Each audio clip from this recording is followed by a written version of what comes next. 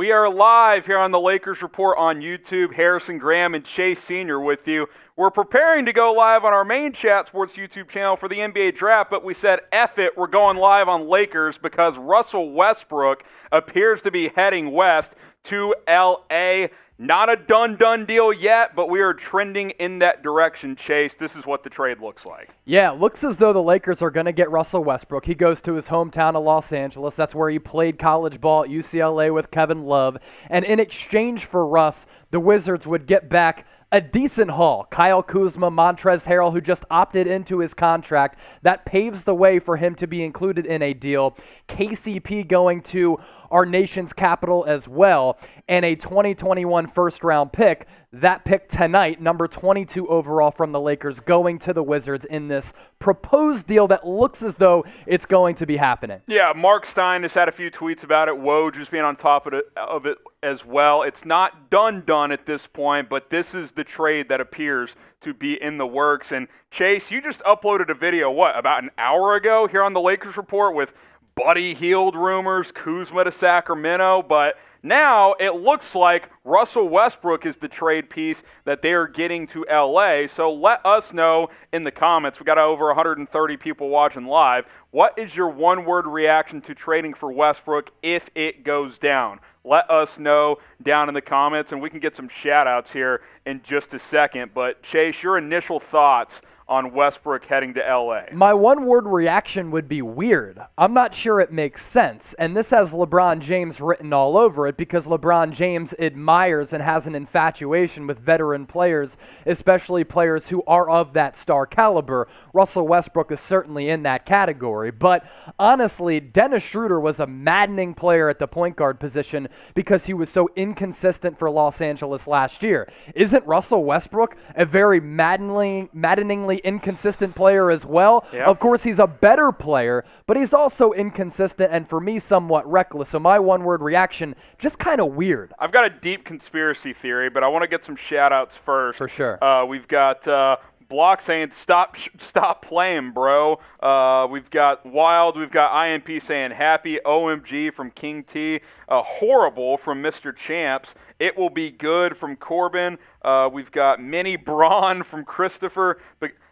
Because Kyle Kuz is out of here, so I guess it's a win in that sense. One word, nope, from Alvin. Would rather have Dame. Well, you're going to have to give up a lot more to get a guy like Damian Lillard. Sheesh from Hectic. Lake Show from Melvin. Hallelujah from Ryan. WTF from California Saunders. I love the trade from Jay Renrick. So kind of all over the place. And by the way, our live poll in the live chat is, do you want to trade for us? 62% say yes, 38% say no. So, Chase, you ready for my deep conspiracy theory on this? I always love conspiracy I don't know theories. I don't agree with them all, I don't know but if there's go ahead. a lot of fruition here, and yeah, I'm with you on that as well.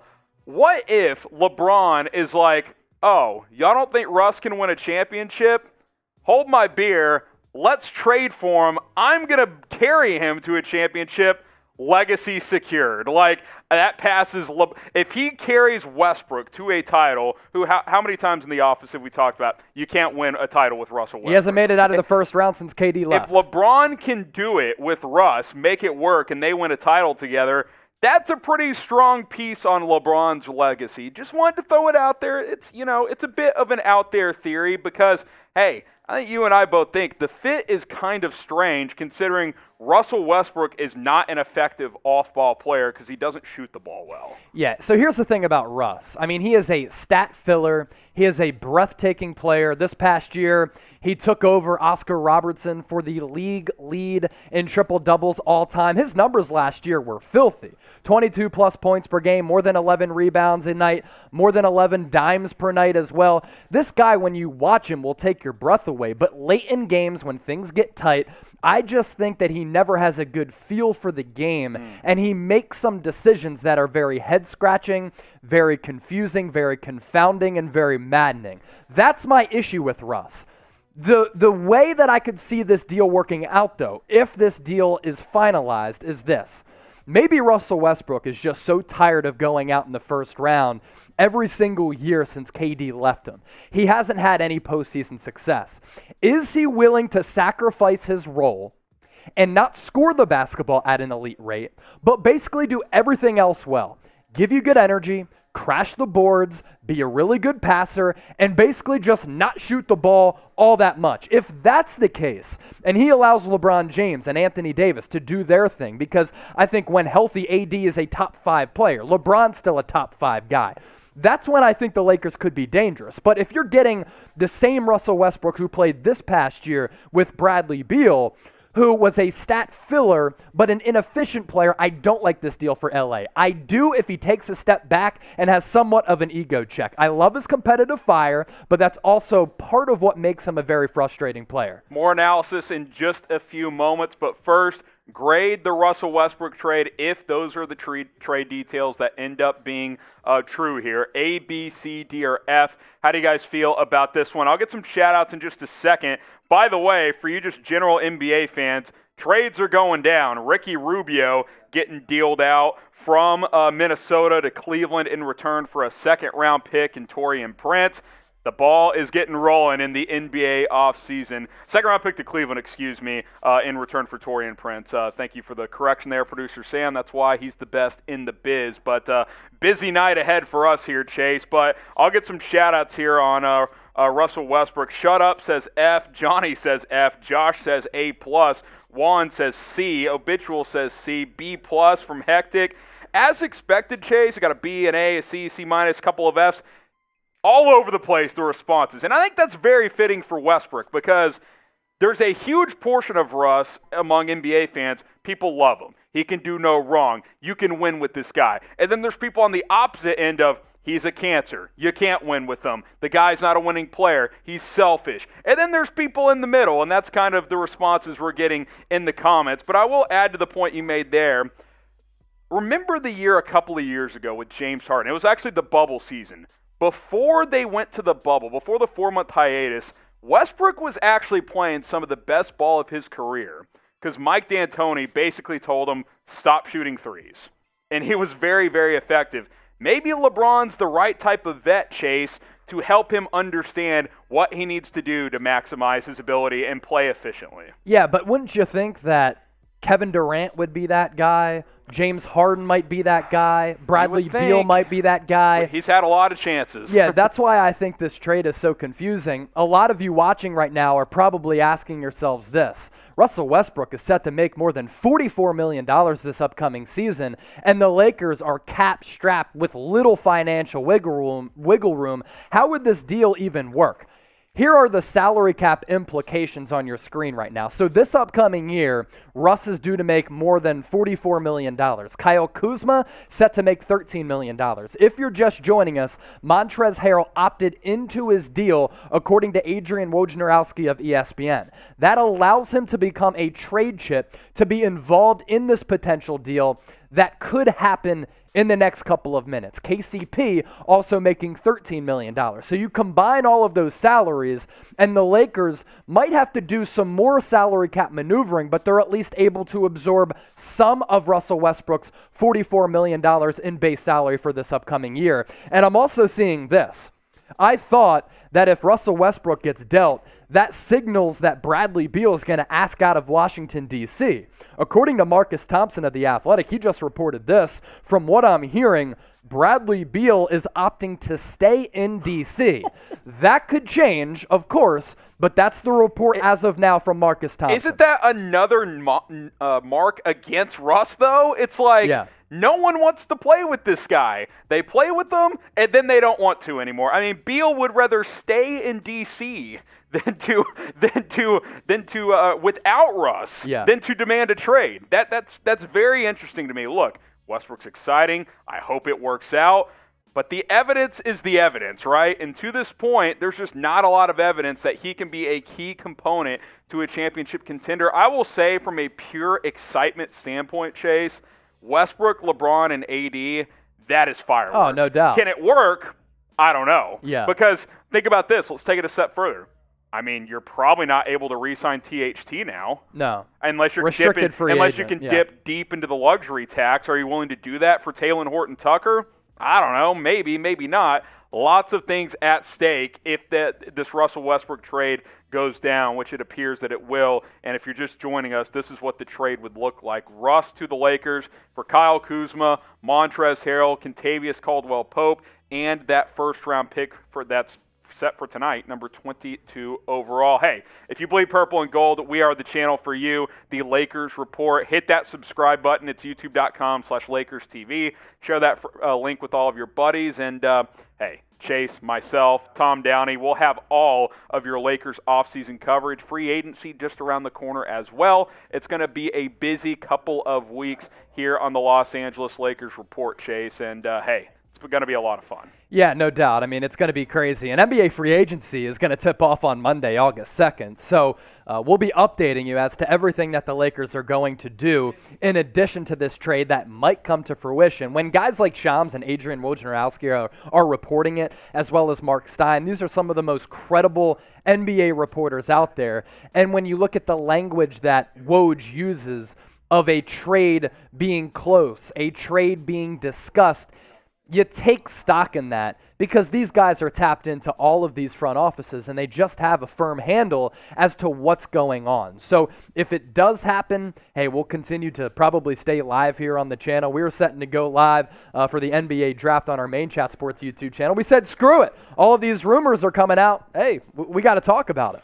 Yeah, no doubt about it. And, hey, once this trade, if it becomes official, we'll break this down in further detail. But, hey, what we do here at the Lakers Report, which is a part of the Chat Sports Network here on YouTube, we love interacting with you guys in the comments. Our live mailbags are a big part of what we do. So if you use hashtag Lakers or Super Chat, then we can get to some of your questions. So get your questions in, hashtag Lakers. For those of you that Super Chat, you can skip the line and get on the show right away. So let's talk about the pieces going out now, Chase, if this trade becomes official. Kyle Kuzma, who has kind of been stuck in neutral for a couple of seasons now. Yeah, you know who's really breathing a breath of fresh air to get out of Los Angeles? It's Kyle Kuzma. He's been in the shadow of LeBron James and Anthony Davis for far too long, and I think that has somewhat shattered his confidence, which is why his play is dipped. If Kyle Kuzma can get back to the guy that he was a couple years ago before LeBron came to Los Angeles, I still think there's talent and upside there. I just don't think he coincides well with guys who kind of demand the rock a lot. Kyle Kuzma as a secondary player, third option, he's really just been okay for the Lakers. If he goes to Washington, maybe his role will increase. That'll help his confidence, help his production, and help his game. As for Montrezl Harrell, expectations were so high for him going from the Clippers to the Lakers after winning the NBA Sixth Man of the Year award. 2 years ago in the playoffs with the Clippers, he frankly just was not good. And with the Lakers, he got off to a good start last year, but then was getting DNP'd in the first round of the playoffs against the Phoenix Suns. For him opting into this deal, so important for the Lakers because they can involve him and include him in this trade. If he decided to opt out and become a free agent, I think the Lakers would have been screwed. I don't think Harrell's mad about getting dealt because he was DNP'd in the playoffs. Yeah, and he just was not the same guy that we saw with the Clippers. I mean, that duo with Lou Williams, clearly not having him was a big blow. And then KCP, who Chase, to his credit, played a major role in the title team a couple of years ago, was really good in the playoffs, but didn't really play as well this year down the stretch, didn't step up when guys were banged up. He heads out as well, but I think Laker fans will think fondly and highly of him for that championship run a couple of years ago. Yeah, Kyle Kuzma, he's making $13 million over the next couple of seasons. Kyle Kuzma is making $13 million over the next couple of seasons. Kentavious Caldwell-Pope is also demanding a large base salary as well. So by being able to free yourselves of Kyle Kuzma's contract, KCP's contract, as well as Montrezl Harrell's contract, that's what allows you to bring in Russell Westbrook and somewhat absorb that salary. It's going to be a base salary of a little more than $44 million this upcoming season. Lakers are obviously very tight on money. So by dealing these three players, in addition to the first-round pick tonight, 22 overall, I actually don't think that's an awful package for the Wizards. They get some players they can continue to build with, some players that can also contribute now, but also some future assets in that number 22 overall selection. Yeah, and this is going to be very fascinating, is we kind of expected across the NBA, Chase, as we get closer and closer to the draft, what big players could get dealt. And by the way, get your votes in. Who wins this trade, Lakers or Washington? We'll get some shout-outs in a minute. But all the chatter was around Ben Simmons, Bradley Beal, who appears to be staying in Washington, Damian Lillard. Turns out Russell Westbrook is the star player that appears to be on the move here. Very interesting stuff in the NBA. Yeah, this is just be incredible. Who do you think would win this trade? Get into the comment section, start flooding the chat here. Type LAL for the Lakers, type WAS for the Washington Wizards. I understand we have a live poll up as well, but type your votes in as to who would win this trade. Harrison, where are you lying on this? As much as I'm not a big Russ guy, you're not really giving up that much if you're LA. Kuzma's kind of hit a wall there. Harrell was not a guy you could play against good teams with good bigs because he can't play defense. Sure, KCP's a nice role player, shoots the ball well, and you give up a first-round pick, but number 22 overall, you don't need that pick with LeBron on your team. You're trying to win now. Is it risky to bring in Russ? Yes. But you're not giving up crazy assets. It's not like you traded Anthony Davis to get Russell Westbrook, right? Maybe the dilemma the Lakers were facing were, well, we can only get Damian Lillard if we trade Anthony Davis. We don't want to do that. So let's get a lesser player, but a talented player still in Russell Westbrook and make him our third piece next to LeBron and AD while not giving up that much. Just some role players and one first-round pick. It's a risk. Maybe it blows up in their face, but I don't think they're going to wake up in 5 years and be like, well, if only we kept Kentavious Caldwell-Pope. I just don't think that's going to happen. So I may actually go with the Lakers here. I don't mind this for LA. It's a calculated risk in my opinion. Yeah, you want to do some shout-outs, Harrison? Get some shout-outs here, and in a second I want to get your thoughts on who wins the trade. Kofi says LAL, Lakers in 5 from Jackson. He's already ready for the playoffs next year. Washington by a mile from Scott. Got over 500 people watching live. Use hashtag Lakers to get your questions in. Lakers going to be stacked. Westbrook is a dog. Let's see. We got It's Over from Jackson, Lakers in 5.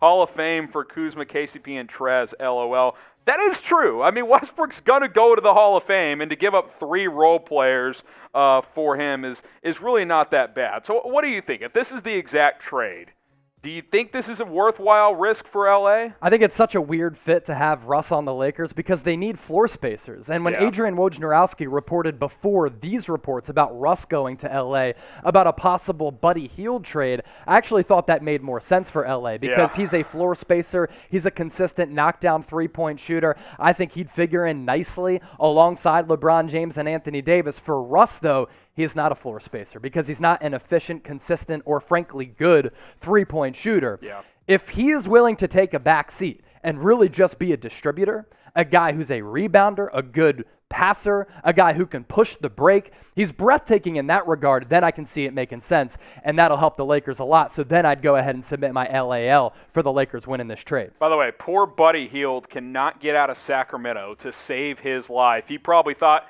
45 minutes ago he was heading to LA, and now he's stuck in Sacramento. I think some other teams will show some interest, but there's no way the Lakers can make the money work to also go trade for Buddy Hield, who, like you said, one of the best volume three-point shooters in the NBA, shot 39% last year on over 10 attempts a game. He appears to be staying with Sacramento for now. So we'll ask you guys this. Which player would you have rather had in LA? Russell Westbrook or Buddy Hield? Type BH for Buddy Hield. Type RW for Russell Westbrook. Let's hear it from you guys in the comments. Chase, I think I know where you land on this one. Yeah, if I want one guy on the Lakers, it's Buddy Hield, not Russell Westbrook. So BH for me. Yeah, and I think you would say that just in terms of what they have, right? I mean, as much as we bag Westbrook at times, I think we both agree he's a better pure player than Buddy Hield. But in terms of fit, you've already got your point guard in LeBron. So it's kind of one of those situations. Let's see here. Enrique says Buddy Hield. Russell Westbrook from Arch the One. Jonathan says Westbrook. Sheldon says Hield. Stick says Westbrook. Alistair says Hield. Pretty 50-50. Let's see. Ovo says Westbrook. We could change the live poll to this, Hield or Westbrook. We'll do that here in a second. Russell Westbrook from Gids. Let's see. But DeRozan, though. Let me be very clear on the DeRozan thing, because people think, oh, DeRozan will just take the minimum to play with the Lakers. Why would he do that? Yeah, that wouldn't make a lot of sense. Why would he do that? He's 31 and can still get the bag. So I just, it's not like he's 36. We got another Buddy Hield from INP. How about this, Chase? If you're the Lakers, do you try and go sign Blake Griffin?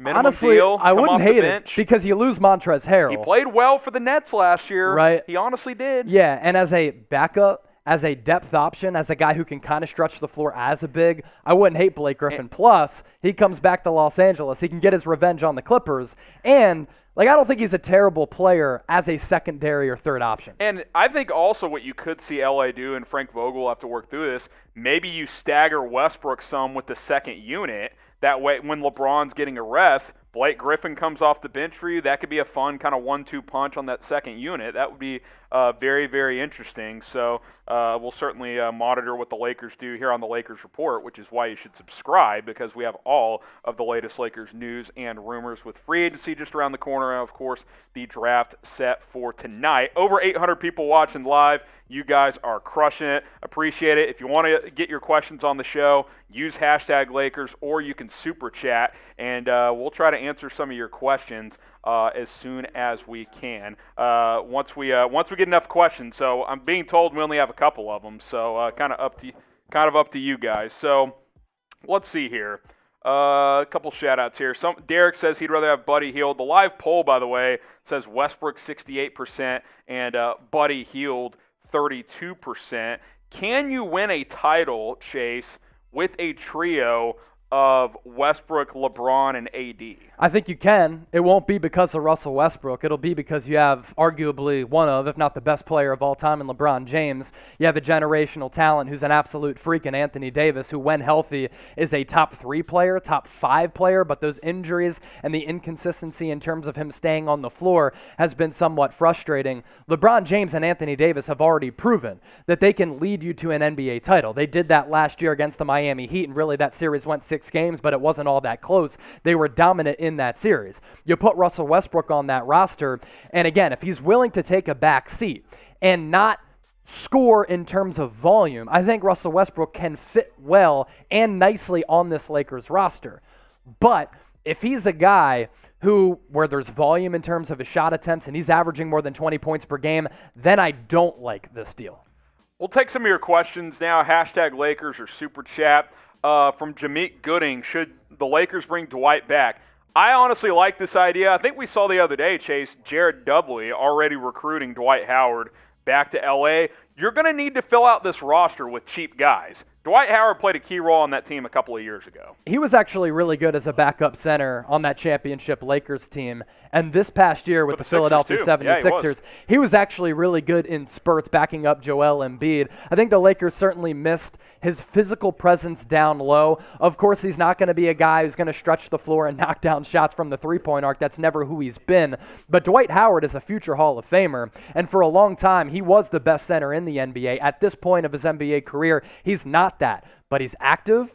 He's a rim-running big, still a high flyer who can block shots. He can also rebound the basketball and defend. I actually think Dwight Howard has good value as a backup big. And he's found his role now. Yeah. I think there was a 4 or 5 year stretch where he still wanted post touches and stuff like that. That's not who he is. He's cleaning up the glass. He's blocking shots and offensive rebounds, all of that good stuff. I honestly think he is more valuable to the Lakers than Montrezl Harrell was this year, in my opinion. I agree. And he's a lot cheaper as well. Enrique, next up, hashtag Lakers. Do you think we can still trade for Buddy Hield? There's like no way. Michael has a similar question as well. A lot of Buddy Hield questions, so we'll continue to address it. This was like an either-or situation because we saw the report coming out, hey, the Lakers could trade Kuzma and Trez to the Kings for Buddy Hield, and then we saw the report, well, there's this Westbrook trade offer on the table as well. You can't find $20 million if you're LA because you just trade your salary fillers with KCP, Harrell, and Kuzma. Shout out to Israel Raider for the super chat. A lot of Raider fans out there. They're all over the place on YouTube. But yeah, you don't really have guys that can create that salary. You know what I'm saying? Like, you're not going to trade Anthony Davis to go get Buddy Hield. So it was one or the other, and it appears the Westbrook trade is the direction they've chosen to go in if it does get finalized here. Yeah, over the next couple of seasons, Buddy Hield set to make this upcoming year $22.4 million, $20.5 the following season, no way. $18.5 in 2023-2024. That's another reason why I like the Buddy Hield addition better than Russell Westbrook, because he's $20 million cheaper. I think he fits more of a need, especially in the modern day NBA when you need floor spacing. Gives you cap flexibility. And gives you cap flexibility as well. Yeah, so interesting decision here if they've opted for the Westbrook trade. Get subscribed to the Lakers Report, guys. We got almost 1,200 watching. You guys are the best. The best purple and gold coverage here on the internet. We are the channel for you. So hit that sub button, share that link below with a friend. It's youtube.com/LakersTV. Let's get to 37,000 subscribers. Come on, we're almost there. I think we can get there on today's live stream. We right should. Now, we're at 36,704. Let's get to 37K. If, we got 1,200 watching. If 20% of you guys subscribe, we will hit 37,000 subscribers. I know you're not all subscribed. We'll have coverage throughout NBA free agency and, of course, into the upcoming season as well. A couple more questions here. LA King James, #Lakers. I am really unsure about this move. We need shooting role players. That's kind of where we're at, Chase, right? Like, Could it work? Yes. Is it risky? No doubt about it. Yeah, and here's another thing, too. So you get Russell Westbrook, which, hey, he's a breathtaking superstar player, one of the best athletes that we've seen in the history of the NBA, one of the best point guards that we've ever seen, one of the best all-around stat stuffers in the history of the league as well. But by absorbing his salary of around $44 million, not only does that prohibit you from a salary cap standpoint, how are you going to fill out this roster with a salary that astronomically high? So there's the dollar figures in play, there's the fit, there's Russell Westbrook as a player who, how long is he going to be the springy athlete that he currently is? Yeah. And also, I just really question him going alongside LeBron James and Anthony Davis. I think there's no doubt you can say the fit is certainly weird. From a coaching standpoint, can you just, if you're Frank Vogel, sit back and say, you know what, I'm compiling all this talent, I'm just going to make it work. Let's just see what we can do. Maybe that's the thought process here, but as we sit here before this trade is finalized, it's kind of a weird fit for me. I like my theory of LeBron adding to his resume that, hey, I won a title with Russell Westbrook. Now, I'm just throwing it out there. Like, hey, like, don't shoot the messenger. Just throwing that out there. We got a super chat coming up. Appreciate you guys submitting your questions. Bro Trady, can we sign DeRozan for the MLE if Westbrook becomes a Laker? The mid-level exception. Yes, yeah, mid-level exception. But why would he take that? Like, unless he's just so desperate for a title, DeRozan's got good years left. Yeah. Guys, he's averaged 21, 22 points a game for like the last 7 years. He's 31, 32. He's not 36, 37. Like, he can get a $100 million contract this summer. I don't think you guys get that. He can get a lot of money. If he was 35, I'd feel differently. But he's not. I mean, he could decide to do that. I just don't see him doing so. That's just my humble opinion. Yeah, he'll be 32 in August. I mean, dude, he could sign 3 years, $80 million easily. Easily. Like, and teams will pay it. Contenders will pay it, in my opinion. Jay Renrick next up here, #Lakers. Why is there all of this talk about three-point shooting when the last 2 championships didn't finish sentence here? I mean, the Lakers a couple of years ago was one of the better three-point shooting teams, especially down the stretch. So you have that. This year, the Bucks led the NBA in three-point shooting. Yeah. I know they were inconsistent in the playoffs, but, I mean, are there multiple ways to skin a cat? Sure. What's the common way, though?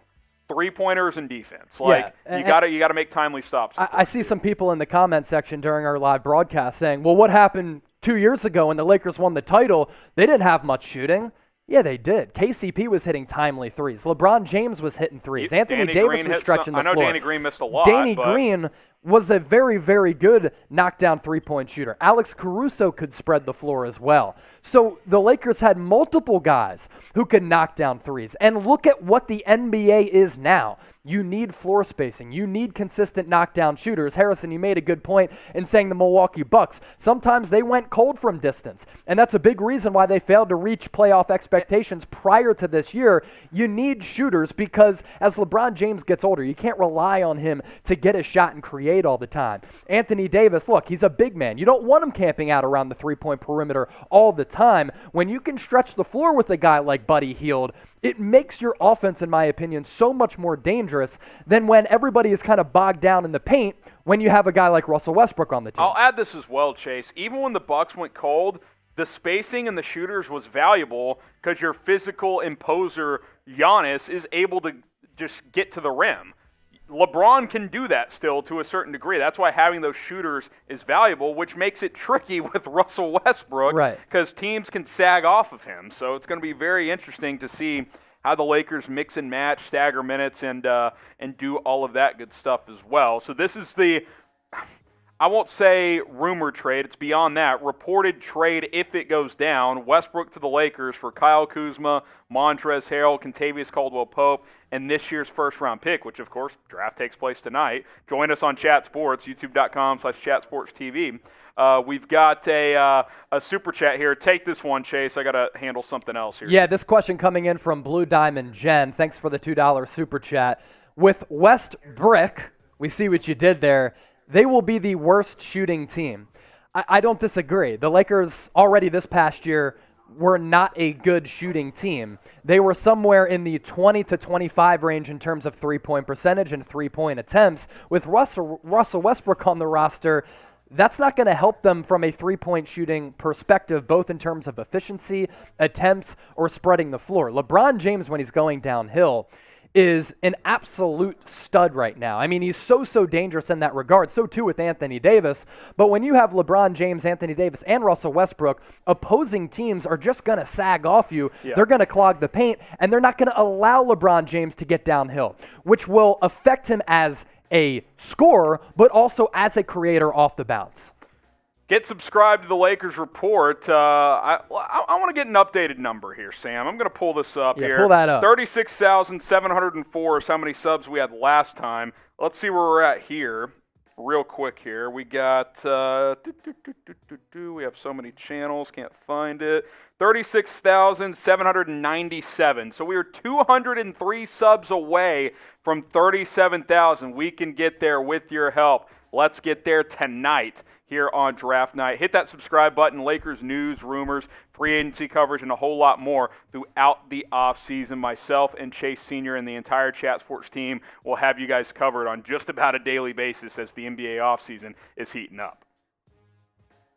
Harrison Graham and Chase Sr. here on the Lakers Report, and Russell Westbrook appears to be heading to Los Angeles as the Lakers have about completed a trade for him. Now, this trade cannot become official until August 6th, but this is what it's going to look like. This comes from Mark Stein. Official completion of the Westbrook to the Lakers trade, like the recent Memphis-New Orleans trade, can't happen before August 6th when the salary cap year begins. As Jake Fisher and others have noted, that gives time for the trade to expand beyond the Lakers in Washington. So this is what the trade looks like right now. Again, Stein just noted, Chase, that more teams and players could get involved, but it sounds like there's a written agreement in place to get Westbrook to L.A., and the Lakers will be shipping out Kyle Kuzma, Montrezl Harrell, KCP, and their first-round pick tonight. So the Lakers will be drafting for Washington, it appears, tonight, and this will be the cornerstone of the trade. Your reaction is what?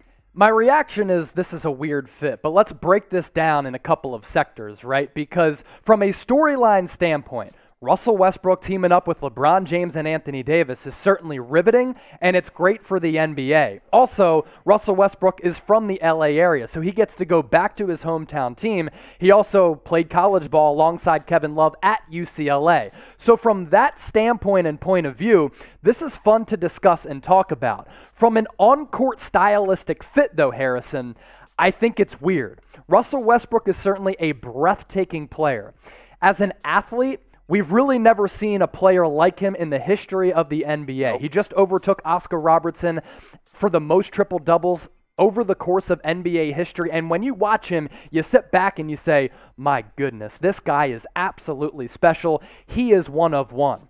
But late in games, especially in the playoffs, because of his inability to shoot the ball efficiently from the outside, and because he always plays full throttle, 110 miles per hour, he can become somewhat maddening, and it doesn't always translate to winning basketball.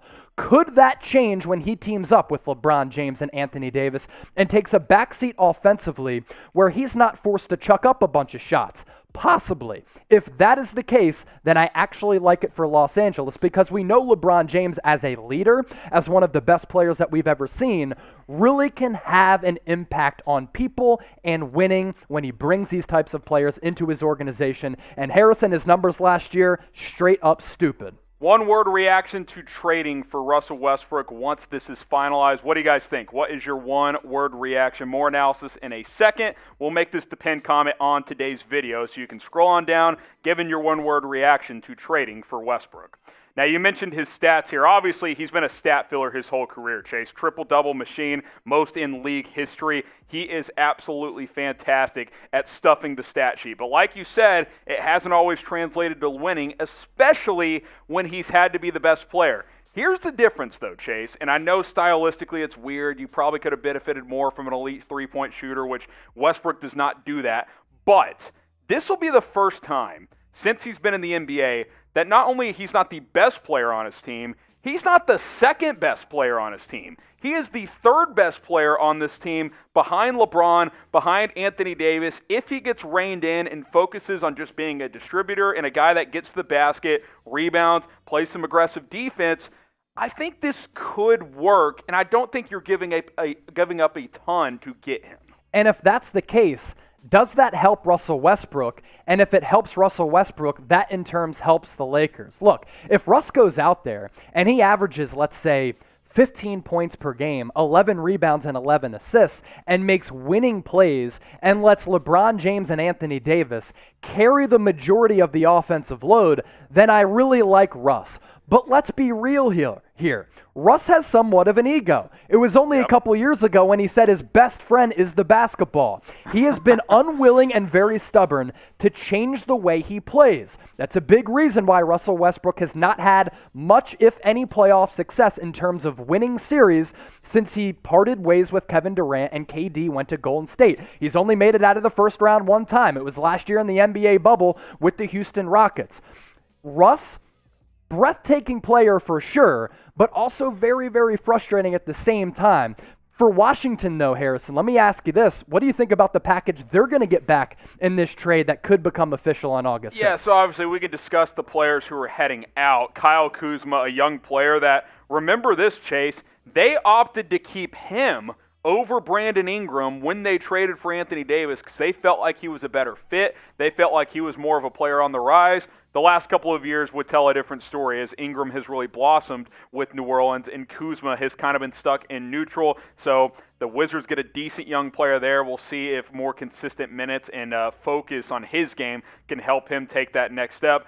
Obviously, Montrezl Harrell, the fit just didn't work out. I mean, let's just be honest. With the Clippers, he had a creative scoring and assisting guard with Lou Williams playing with him.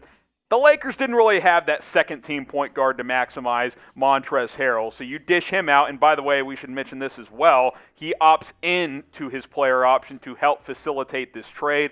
That was a key component. And then, honestly, probably the biggest piece that you're losing in the short term, because he helped you win a title a couple of years ago, is Kentavious Caldwell-Pope. His three-point shooting has been valuable. Now, if you're the Lakers, Chase, you got to find some cheap shooters that can impact this team. Do you bring back a Wesley Matthews who can still knock down some threes and play some defense? I think that's a guy you'll bring back for cheap. But you're going to miss KCP shooting. There's no doubt about that.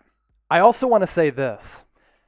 I'm a little iffy on the Russell Westbrook trade because Adrian Wojnarowski reported before all of these Russell Westbrook tweets and rumors came out that the Lakers were close to trading Kyle Kuzma and Montrezl Harrell after Harrell opted into his deal for Buddy Hield. And not only is Buddy Hield half the price of Russell Westbrook, making around $20 million instead of 44 plus.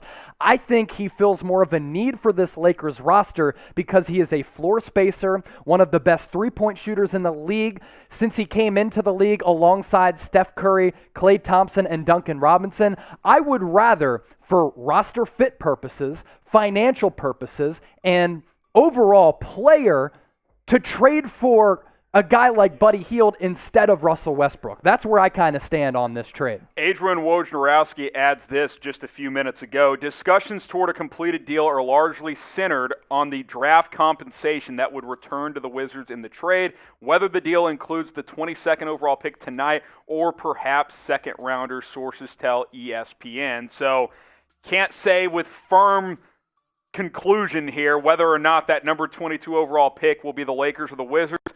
I would imagine that Washington is getting that pick. Yeah, I think you have to include that in the deal because, look, for how much you can knock Russell Westbrook, I will say this. Russell Westbrook has so much more star power, so much more ability, and has the ability to change games dramatically, so much more so than guys like Kyle Kuzma, Montrezl Harrell, KCP. So if I'm the Washington Wizards, I'm hitting up Rob Pelinka and I'm saying, yo, this deal is not finalized unless we get that first-round pick. Let us know. Who do you guys think is going to win this trade? The Lakers, the Wizards, type LAL for the Lakers, type WAS for the Washington Wizards. This could be one of those where both teams win, both teams lose, because that is the wild card of Russell Westbrook. So let us know. Get your votes in, Lakers or Wizards, who wins this trade. And hey, we're getting close. 37,000 subscribers, less than 200 away. 36,829. Let's get there tonight. So go ahead and hit that big red button and subscribe. We'll have the latest news and rumors surrounding your Los Angeles Lakers. NBA free agency's around the corner. It's going to be a fun offseason. And hey,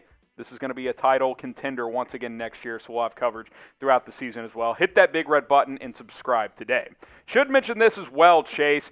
Doesn't appear now, once this Westbrook trade becomes finalized, that Buddy Hield will be in the cards. Obviously, the Lakers don't have the cap space to get both guys. No, because Buddy Hield this upcoming season is set to make $22.4 million. Russell Westbrook, I think the figure exactly is $44.2. The following season after that, Buddy Hield is due a base salary of $20+ million. Then it goes down to $18 million for the 2023-2024 season. That's why I want to double down on this point that Buddy Hield is half the price of Russell Westbrook. He's, of course, not the player and not the star that Russ is, but in terms of on-court fit, I think he brings more of a need to this Lakers roster as a floor spacer because last year the Lakers simply were not a good or efficient three-point shooting team. So who would you have rather had? It appears it's going to be Westbrook, but hey, Chase has made it clear he'd rather have Buddy Hield with this Lakers basketball team. Type BH for Buddy Hield, type RW for Russell Westbrook. Let us know in the comments which player would you rather have in LA. And we can get some shout-outs here in just a second. This is also the live poll here on the Lakers Report. Chase, looks like it's 2-1. Russell Westbrook, 67%. Buddy Hield, 33%. Almost 1,200 votes on this one as we have almost 1,400 watching live. Appreciate you guys. Let's get to 37,000 subscribers. I can get some shout-outs as well. Ray says Hield. Jay says Westbrook. Dan Murley's Fool says Hield. Erica says Russ. We got Yin Yang saying Hield. Always improving says Hield. Shut up, I am awesome says Hield. Westbrook for sure from Berkey. Chef Wendell Kelly says Russell Westbrook as well. 44 million versus 22 million from Aaron there, Chase. That's kind of the point you were making as well. Yeah, that's the point that I'm making. Now, I will say this. In terms of defense, there's no doubt that Russ is the better player than Buddy Hield. I mean, Buddy Hield is a sieve defensively. He really can't defend anybody. He's a stiff defensively. He's a stiff defensively. And I think part of that is because he just wasn't engaged. Buddy Hield hasn't played for a winning organization since he came into the league. First with the Pelicans, then with the Sacramento Kings. And I think that has affected his defensive play just a bit. With Russ, you know that every single night he's going to be a dog. He's going to be a cold-blooded killer. He's always going to go for the kill shot, which sometimes is what makes you frustrated frustrated with Russ, but he's going to give you effort on the defensive end of the floor. And I actually think if Russell Westbrook wins a ring, it vaults him into a different stratosphere, a different category in terms of some of the best point guards in the history of the NBA.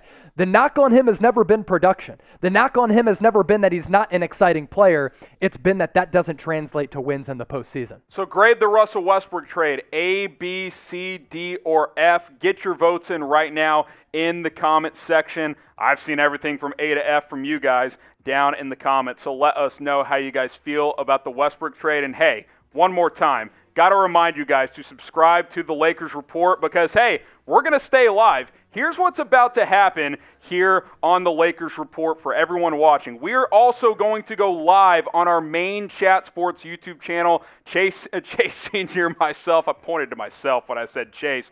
We're going to go live here on Chat Sports and stay live here on the Lakers Report because the NBA draft is tonight, so stay with us. We're going live on Chat Sports. We're staying live over here. Every single pick of the NBA draft coming up right now.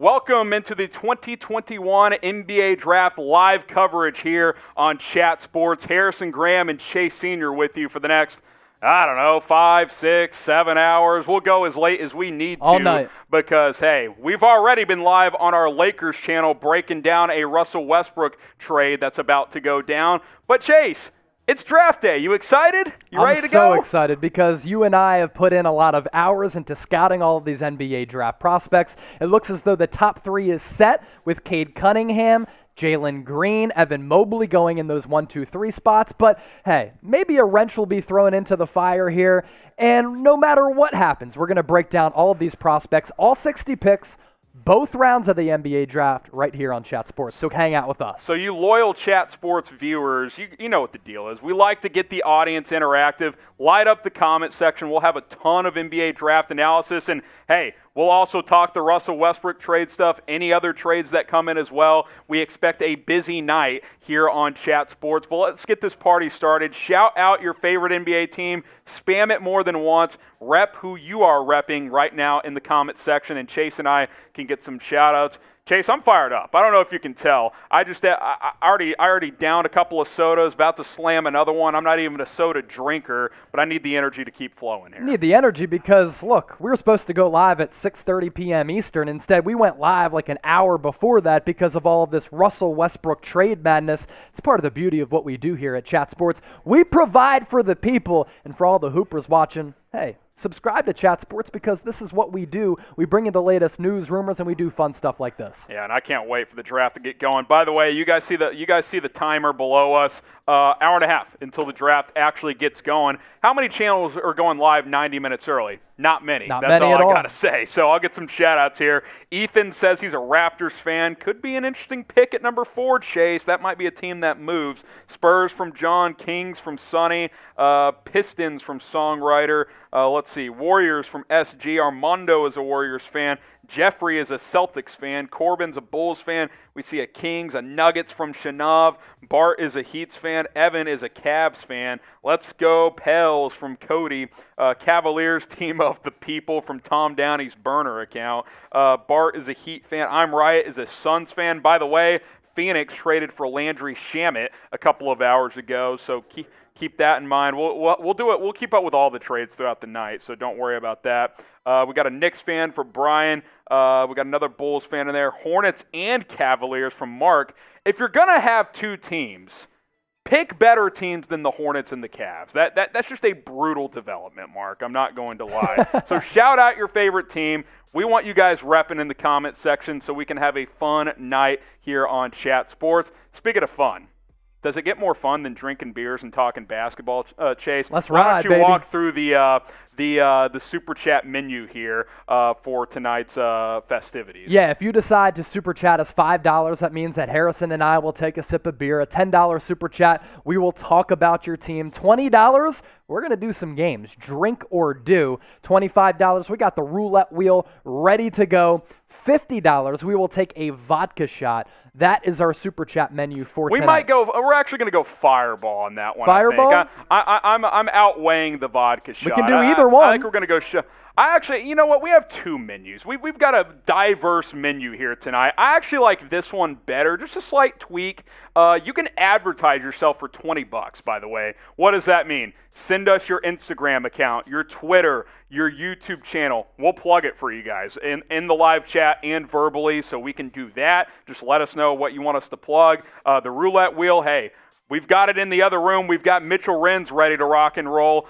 We've got a Mitch cam, by the way, Chase. I'm excited to bring him in later on. And then, like I said, we're a Fireball company. Come on, vodka, it's just not going to happen. By the way, help Chat Sports be the #1 most watched coverage. That's our goal tonight, so let's make that happen. We're going to have full coverage of all 60 picks. We'll play some games. We'll drink some beer, take some shots, have some more fun as well. And, hey, it's 100% free, Chase. Like you said, damn right. We're a company of the people here at Chat Sports. So it's going to be a fun night. Chase has spent a lot of hours in the lab getting his big board together and all of that good stuff, which we will, of course, dissect that later on. But let's talk some hoops, Chase. From a few hours ago, Adrian Wojnarowski basically broke the news that the Pistons will select Cade Cunningham, #1 overall, the #1 player on your draft board. So Cade Cunningham going to head up to Detroit. I think it's the safest pick for the Pistons. They've been somewhat irrelevant for a long time now, and by drafting Cade Cunningham, they're going to get a guy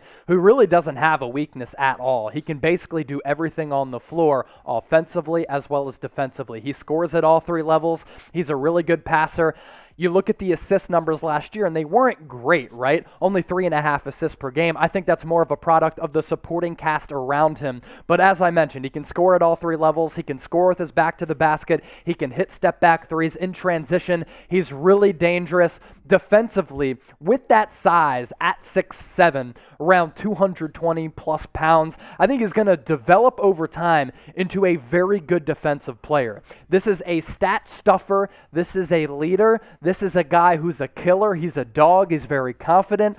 And those are all of the qualities that you want in a franchise player that you're taking atop the draft. Some people have said that he might be the best all-around player drafted since LeBron James. That coming from Kendrick Perkins. I think that's lofty praise. We're forgetting about a guy right here in Dallas because that's where Chat Sports is located, in Luka Doncic. Luka is better than Cade Cunningham. Can Cade Cunningham over time become a similar player? Possibly. Because like Luka, he's not a springy athlete. He's not going to jump out of the gym. He's a good enough athlete, though, and his size is tremendous. Not only is he 6'7", he also has a 7'1" wingspan, which helps him get his shot off, helps him defensively as well. I love the pick, and I think it's the safe pick for the Pistons atop the draft. Hey, if you're getting 80% of Luka, you've got an all-star. Like, you've got a really, really, really good player in the NBA if you are Cade Cunningham in Detroit. So I think it's the right move. I think it's an exciting pick. Who do you guys think is the best draft prospect this year? If you're rolling with Cunningham,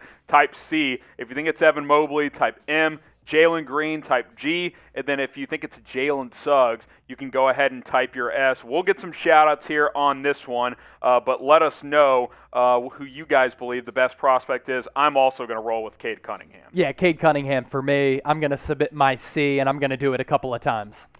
Division says C. SG says C. Darren says C. We'll get to those super chats in just a moment. Tristan says C. We got John saying C. We got a Jalen Green from Donovan. Another G from in there as well from Kenny. We've got an S from Jaldeep. Let's see who else we got here. C4C says Jalen Suggs, a player that you're very high on as well, Chase. Love him. Yeah, I love Jalen Suggs. He gives me a lot of like Chauncey Billups and Jason Kidd vibes because of his all-around game, but also because of his maturity and his leadership.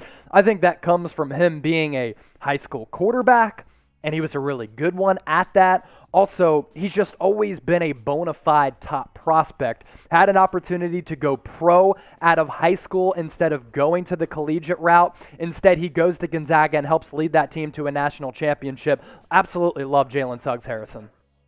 Let's get to a couple of super chats here because, hey, you guys super chat. We have fun with you guys. Noah, and by the way, I need a beer because every super chat we're required to take a sip. Can Me I get as a well. 2 Coors Light, beers. a couple of Coors here, Let's get it. please? Let's get it started early. It's 5 o'clock somewhere. Will Ben Simmons get traded tonight? If yes, where to and for what? By the way, before we answer this question, you guys should go check out our 76ers channel, which I know Chase is fired up about. But Chase, what do you think? Does he get moved tonight?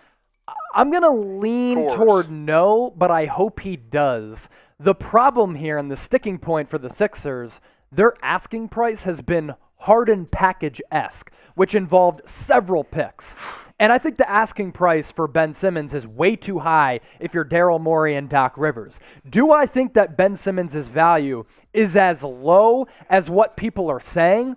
No, I actually think it's higher than what a lot of people think. Look, he's a first-team all-defensive player. I think he should have been the defensive player of the year. He can guard all 5 positions in transition. He's so dangerous. He's an excellent passer. He's still an above-average offensive player, but really his inability to shoot and him shying away from shooting the basketball is why the Sixers went out in the second round against the Hawks. That's why his value has gone down. Originally, we were talking about Ben Simmons a few months ago, a couple years ago, being involved in a package for guys like James Harden and Devin Booker. You're not going to net that in a trade for Ben Simmons now. Can you still get an all-star? I do think that is the case. Keep it rolling here with more super chats. Jonathan next up here. Thanks, Grizzlies. We moving up to 3 for Mobley. Cheers, Harrison. Couple of sips here. Cheers, there y'all. you go. Cheers. Let us know what you guys are drinking. Hey, that would be a lot of fun if you're Memphis. They've got the number 10 pick now after that trade with the Pelicans the other day. They swapped 10 for 17, so they move up 7 spots. Can you get up to number 3? You package number 3, a future first, and a player maybe to get to that number 3 pick? I don't know. Last year, obviously, they hit on Desmond Bane late in the draft or late in the first round, which I think was great value for this team as they continue to build around Ja Morant. I didn't like the trade sending away Jonas Valanciunas. He was great. I hated it. I thought he was great last year for the Memphis Grizzlies, and I actually think Eric Bledsoe is going to be a buyout candidate. So I don't think he's actually going to play for the Memphis Grizzlies this year. Can the Grizzlies get up to select Mobley at 3?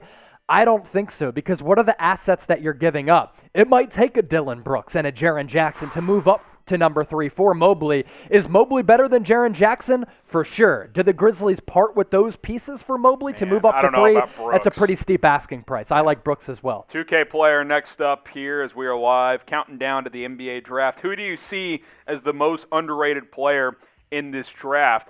Chase, think outside, let's say your top 10 prospects. Who's an underrated guy to keep an eye on tonight? I think Cam Thomas out of LSU is going to be able to come into the league right away, and he's going to be able to get buckets. The concern with him, he doesn't really do anything else but score.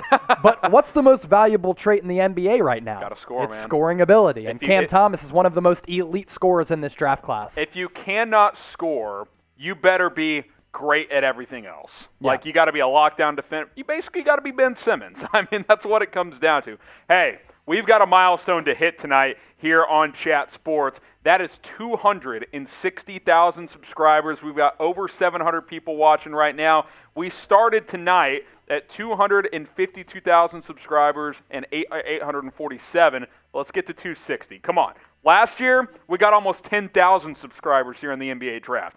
I think we can get to 260 tonight, Chase. Come on, what do you think? I think it's easy, and I think we're going to crush that number, partly because our audience is simply the best. Yeah, there's no doubt. You guys are the best. That's why we go live 90 minutes early while other networks don't go live early. Hey, 0 new subs tonight. We got to get to 9,700 new subs tonight. So let's make that number big throughout tonight's NBA draft. YouTube.com/ChatSportsTV. We'll have the latest NBA news, rumors, full offseason coverage, and hey, free agency starts on Monday, guys. We ain't going anywhere. I'm not going to get much sleep this weekend gearing up for that as well because it's all for you guys. Adrian Wojnarowski on the Cunningham pick, number 1 overall.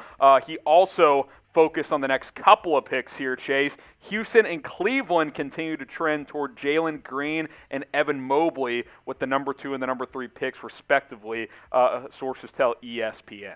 I think the top 5 is going to go in this order. Cade Cunningham atop the draft to the Pistons at number 1. Jalen Green to the Rockets at 2. I think Evan Mobley is going to go number 3 to the Cleveland Cavaliers. What's on your screen right now is the best available. The order, though, I think goes Cade, Jalen Green, Evan Mobley, Jalen Suggs, and then I think Scotty Barnes is going to go after that. So that's how I think the top 5 shakes out. I do think Jonathan Kuminga has so much potential. He reclassified to a year prior. He jumped up a year. So you're looking at a guy who could be entering the pro ranks right now instead of last year. And he had an up and down season with the G League Ignite. Gives me a lot of Jaylen Brown vibes. But you're looking at my best players available. Davion Mitchell at number 6. Some dumb team out there is going to overthink it. And they're going to say, well, he's a little bit older. He doesn't have the wingspan. He's got a limited physical profile. This dude is a stud and a dog, and I think whichever team drafts him is going to be happy with that selection. I have Scotty Barnes right after him. James Bouknight has been jumping up draft boards. I think he's a lot like Lou Williams in terms of his scoring ability, much better defensive player. Moses Moody, my number 9 overall player on my big board. Classic 3-and-D guy, still a teenager. He's a Rich Paul client with Clutch Sports. I actually think that helps his draft standing a little bit. He could go in the top 10. My number 1 international prospect and a guy who was so efficient, the Turkish League MVP last year, Alperen Şengün, averaged around 19 points as a teenager in the Turkish League last year. Really like him. Chris Duarte, I think, might be the most ready-to-play player right now. People are sleeping on him, and Josh Giddey might be the most intelligent and best passer in this draft class. I like Duarte a lot. I think he comes in and impacts the team right away. We've got another super chat from Mike Dibble. $10, we talk about your favorite team. Is that correct? So, hey, what are your thoughts on the Hornets going to do tonight to help out LaMelo Ball? So let's talk about the Hornets for 20, 30 seconds here. Chase, you got LaMelo last year, home run pick. He was fantastic. Got a little cap space this year, somewhere in the $20 million range, depending on where that cap number lands. 3 picks tonight, including number 11 overall. You think they need 3-and-D and some more shooters? I do, because what's the future of Terry Rozier? You're not sure. Gordon Hayward was better than a lot of people had expected last year. Malik Monk had a career season in terms of his shooting efficiency from beyond the arc. You have Miles Bridges. If you surround LaMelo Ball, though, with a bunch of shooters and guys who can also play defense, I think it makes what is already a very exciting Hornets team that much more exciting. The good news for the Hornets is at number 11, maybe you can get a Franz Wagner out of Michigan. Maybe you can get a Corey Kispert. I think they're the 2 best pure shooters in this draft class. That standing at number 11 is very intriguing for me. I'll add one more thing. You can't keep Terry Rozier and Devontae Graham long term. No. You got to pick one. So Graham will be cheaper. That's a decision you got to make if you're Charlotte. So, by the way, speaking of the draft, hour and 13 minutes away and counting from pick number 1 getting underway.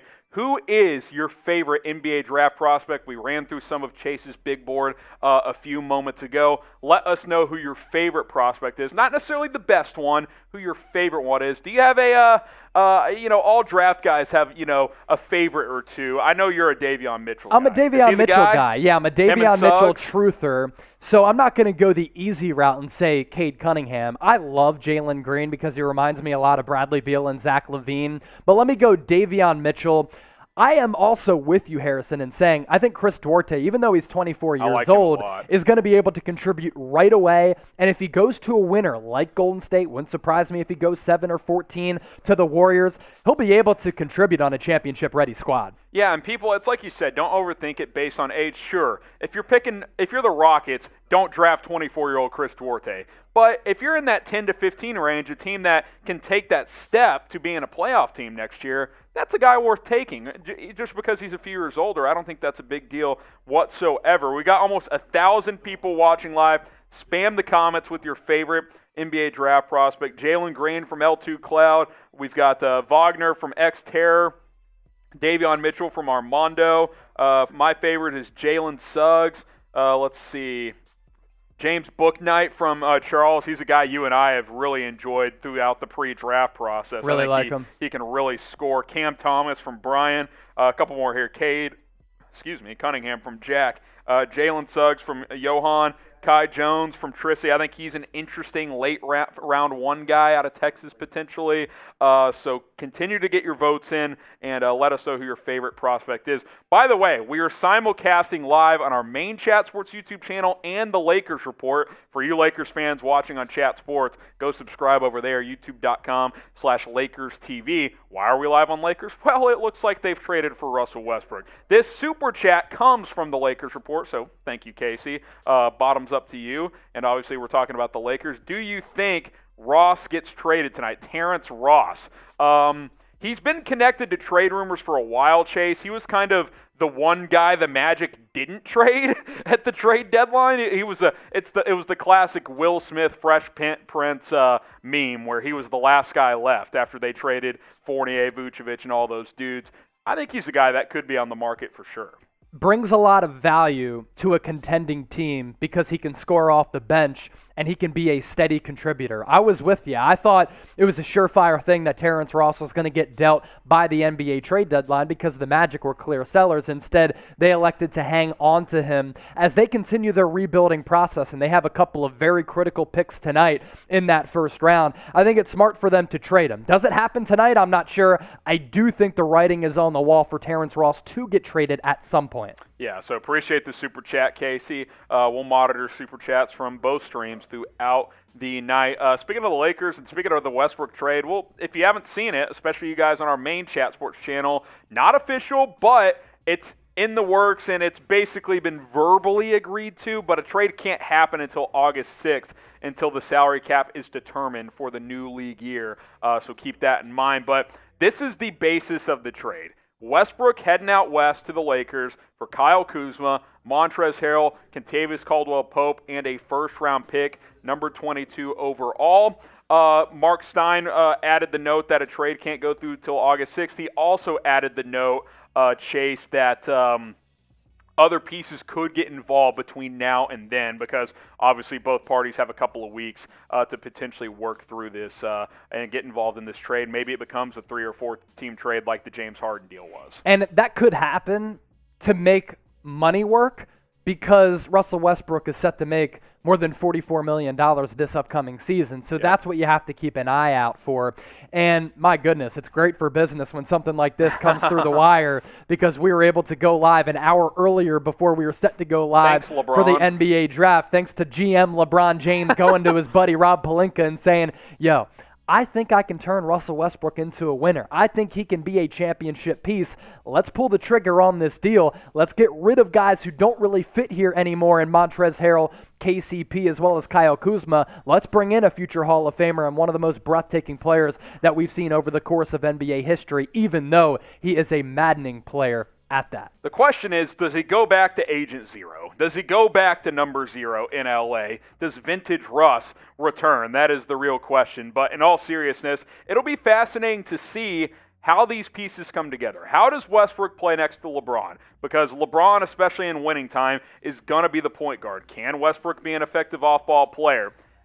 That's questionable because he's not a great shooter, but it's interesting. And honestly, if you're the Lakers, you didn't really give up that much if this is what the basis of the trade looks like. You're talking about a superstar player in Russell Westbrook who still has some good years left. Yep. And usually when you trade for a player of this caliber who's coming off a season where he was averaging more than 22 points per game, north of 11 rebounds, more than 11 assists. He brought the Wizards back to make the playoffs. He did, and he was very good alongside Bradley Beal. My point is, usually when you trade for players of this standing, you have to give up star players. Yet you're giving up Kyle Kuzma, Montrezl Harrell, KCP, and a first-round pick that isn't a lottery selection. It's number 22. What does this mean, though, for Bradley Beal? According to The Athletic, he has said he wants to stay in Washington, D.C., so did he not want to play with Russell Westbrook any longer? Or is that a smokescreen? At some point, is Bradley Beal going to want to ask out of D.C. as well? We'll have to wait and see. Let us know who you guys think wins this trade. LAL for the Lakers, WAS for Washington. By the way, this is the live poll right now. 71% of you guys say it's the Lakers. Live poll on our main Chat Sports YouTube channel. So let us know who wins this trade, the Lakers or the Wizards. We get a couple of shout-outs here. Both won from Screw Nutbolt. Wizards are sending a second from Very Nice. Again, there's multiple moving parts here still, so we'll have to wait and see what the final details end up being. Swimmer Dude says the Lakers. Look says Washington. Charla says the Wizards. Beal to Golden State. That would be electric if that ended up happening. I'll say this. If that happens, I think it has to happen tonight because picks 7 and 14 have to be involved there. I mean, like, what's going on with Bradley Beal, right? Why does he want to stay? Why does he want to stay in Washington, D.C.? It's the freaking Wizards. Yeah, and they really haven't had any postseason success of any relevancy over the last few years, except when he was with John Wall. With John Wall, but like, dude, I don't get it whatsoever. I mean, the report is like, oh, they'll have cap space now to build around Beal. Why? Who's going to go play with Washington? Nobody. Like, it makes no sense whatsoever. We'll keep it rolling, though, with the Super Chat. This is also from the Lakers report. What do you think of the Warriors' chances to trade for another star tonight? It's definitely in play, Chase. I mean, this has been rumored for months. This really goes back to the trade deadline when they thought about making a big trade. Didn't do it. Appreciate the Super Chat. We'll talk about the Warriors a little bit here. They're the team to watch, I think, from here on out tonight. I think they're the most fascinating team going into draft night. I really do. Do you package 7 and 14 and potentially James Wiseman to try and get a guy like Bradley Beal to make a swing for a Damian Lillard? That remains to be seen. It would be fascinating if a deal for Bradley Beal came to fruition, if they ended up trading for a guy like Damian Lillard.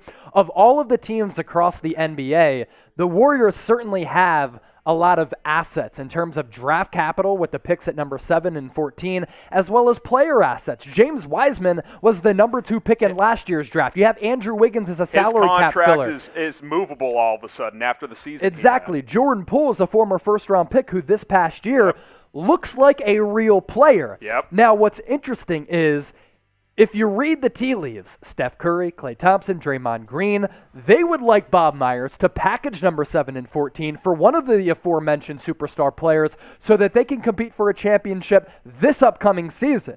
Seems as though the Warriors front office, though, wants to keep some of those picks, and there are some rumors of them being interested in a guy like Jonathan Kuminga, who's so raw, he's a teenager, not ready to play right now, and doesn't really help you next year. Fascinating to see what happens with the Dubs. Team to watch tonight, no doubt about it. If you are fired up, Chase is lit, I'm lit, we're all getting lit in more ways than one. Cheers. Let us know how excited you are by liking this video. Producer Sam's going to take some shots later probably. It's going to be a fun night. Like the video, and hey, you see the note below?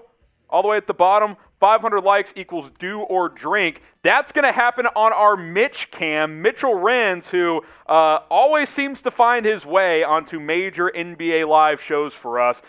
Found a way with the bosses to be involved once again tonight. We get to 500 likes. We'll kick it to the Mitch cam, and he'll run through that game for you guys. He's fired up. He's ready to go. So let's get to 500 likes. We're at 277 right now. But come on, we got almost 1,500 people watching. Like the video. Let us know once you've liked the video so we can get you some shout-outs as well. Hit that thumbs up icon. Closing in on 300. Got to get to 500 to play Do or Drink with Mitchell Renz. I am excited to get him involved in our draft coverage tonight, which, by the way, just over an hour away from the 2021 NBA draft officially getting underway again. Cade Cunningham, the reported number 1 overall pick, heading to the Detroit Pistons in just about an hour. 330 likes. We need 170 more to get to 500, and then we will get Mitchell Renz on our broadcast here. I'll get a couple of shout-outs here. DeLug has liked it. Hammy has liked it. Alex has liked it. Jabril, Ark, Frank, David, let's see, Bill Lambert has liked it. Dila, Kendall, LeBron to the Bucks. That's not going to happen. David the Composer likes it. Old Man has liked it. Trace has liked it. Bill has liked it. Trace, Nicholas. Just 100 likes away as we are right at 400, and we will get involved. By the way, we're just kind of cycling through the draft pick order tonight, so keep an eye on that. Check out where your team is drafting tonight. Norlands has liked it, 87 more likes. Who's a team in the first round, maybe outside the lottery or in the later part of the lottery, you're keeping an eye on here, Chase? The Knicks, they have a couple of first-round picks and some big needs. If they're able to get a premier point guard, if one of the point guards in this draft class kind of slips to them, I think it makes them a really interesting team because they have some really good young pieces on the roster. A couple names that could make sense at the point guard spot. I've linked Sharif Cooper to the Knicks a lot. Ayo Dosunmu, if they decide to pick him earlier than what a lot of people expect him to go, I really like Ayo. I'm higher on him than most. But Sharif Cooper, Ayo Dosunmu, Trey Mann possibly is another option as a scorer. If Cam Thomas out of LSU falls to New York, I think he fills a need on the Knicks as well. There are a couple of really intriguing players who could fall to New York. In terms of ready-to-play players, maybe the Knicks can go with a guy like Chris Duarte out of Oregon, one of the best knockdown, catch and shoot, and 3-and-D guys in this draft class as well. Rockets got a couple picks. Rockets have a couple of picks because 23, 24. Exactly, and the Rockets can really start to build a really good foundation. They need to throw darts, volume. Yes, you hit on a couple of these, and then you start a new foundation here. Yeah, I really like Christian Wood. I think Kevin Porter Jr. is a good player. So say you get Jalen Green at number 2, and then you're able to get a 3-and-D wing later in the first round, as well as another 2-guard or a creator. I love it. They could even go with a guy like Isaiah Jackson, big man out of Kentucky, to start filling out that roster under a coach in Steven Silas, who I actually really, really like. And from an X's and O's standpoint, I think he's a good quality coach. We got another super chat from our main Chat Sports YouTube channel. 2K Player, my prediction says that the Thunder will take raw guys like Kuminga, Jalen Johnson, or Trey Murphy III. Who do you guys think the Thunder should take with their 3 picks? So, first of all, thanks for the super. We'll talk about the Thunder for here just a couple of minutes. Can we go to that team card so we can get some more info in just a second? We'll do that here in a minute. Chase, couple of thoughts, ideas when it comes to Oklahoma City tonight. Well, here's the thing about OKC. According to some reports, they were valiant in their efforts to try to package like 6 future first-round picks to move up to number 1 in the trade with the Detroit Pistons to take Cade Cunningham. Cade Cunningham to OKC would have been fascinating. Now, you have a couple of good pieces on that roster right now. I really like Shai Gilgeous-Alexander. In terms of their needs, you just need long-term talent. SGA, he already is that, but he's going to be due for a big payday, so could he be a trade piece potentially? I think that could be in play. You need some building blocks. You need some shooting. I think you go with wings. They could use a big man down low. Jonathan Kuminga is a developmental piece at number 6, could be a solid player as well. But to sit with the chess pieces, if you're Sam Presti of number 6, number 16, and number 18, as well as 34 and 36, which are high second-round picks, you can get good players there, and number 55, love it for OKC. I like Pokazevsky, the guy they took last year, 7 foot. He's about 140 pounds, but he can shoot the rock. I think he's got some potential. They've got some interesting role players. Like does Kenrich Williams play into their long-term plans? He'll be an interesting piece moving forward. Obviously, SGA is the big decision that they've got to make on. Do you max him out or do you trade him? We'll see what happens there. By the way, 469 likes, closing in on 500. Then we will go live to the Mitch Cam and play a little drink or do. Let's talk Ben Simmons, though. Hey, come on. Ben Simmons, a lot of trade rumors out there. It sounds like they continue to actively search for a trade for him, but again, the price remains high, Chase. Yeah, according to Woj, Sixers are continuing to look out across the NBA landscape for trade partners for Ben Simmons. Here's the only problem and the sticking point. According to some reports, Philly's looking for a Harden-esque package, which involved 7 future first-round picks. I think it's really important for the Sixers to at least try and get an all-star caliber player back, which I think is possible. The window to win for Philly is right now because you have Joel Embiid, but there is power on Ben Simmons' side. Rich Paul, Clutch Sports, I think they could have some say in where Simmons goes, but according to some additional reports, that relationship between Simmons and Philly is all but done. A trade is in the works. It's inevitable, and I think it's going to happen. Is it going to happen tonight? We'll see, but I do think Simmons will get dealt. By the way, and I think we have the lower third, Brett, we launched the 76ers channel just about 2 weeks ago, so you Sixers fans, there's a lot of you guys in the chat, I assume. Go subscribe, chatsports.com/76erstv. That'll redirect you to our brand new 76ers channel. We get to 1,000 subs, we'll continue to crank out more videos over there. We got another super chat from Shiazi Bonk. By the way, to the production team, TV issues in here. Ben Simmons, Russell Westbrook, Pascal Siakam, Bradley Beal, Damian Lillard, James Wiseman. Who is the most likely to be traded tonight, before or during the draft? Well, if you already consider Russell Westbrook gone, then he's the answer. But let's focus on the other guys, Chase.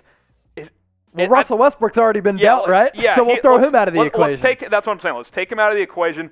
I think the two guys are Simmons and Wiseman. I think because the Warriors have been connected to a ton, and Simmons, obviously, it seems like him and Philadelphia are parting ways sooner rather than later. So I think those are the two names to watch out for. Yeah, if I'm an odds maker and I'm putting some trade odds together, I think Ben Simmons is the most likely to get dealt. I don't think a Pascal Siakam trade happens, at least for the next couple of weeks, especially in NBA free agency. Raptors have to make a decision as to whether they bring Kyle Lowry back. I think they should draft his replacement at number 4 and go with Jalen Suggs. Bradley Beal, according to The Athletic, said this afternoon that he wants to stay in Washington, D.C. Do you put stock into that report? After Russell Westbrook and those reports came out that he's going to be sent to L.A., I'm not sure. If I'm Beal, I'm trying to get the hell out of Washington, D.C.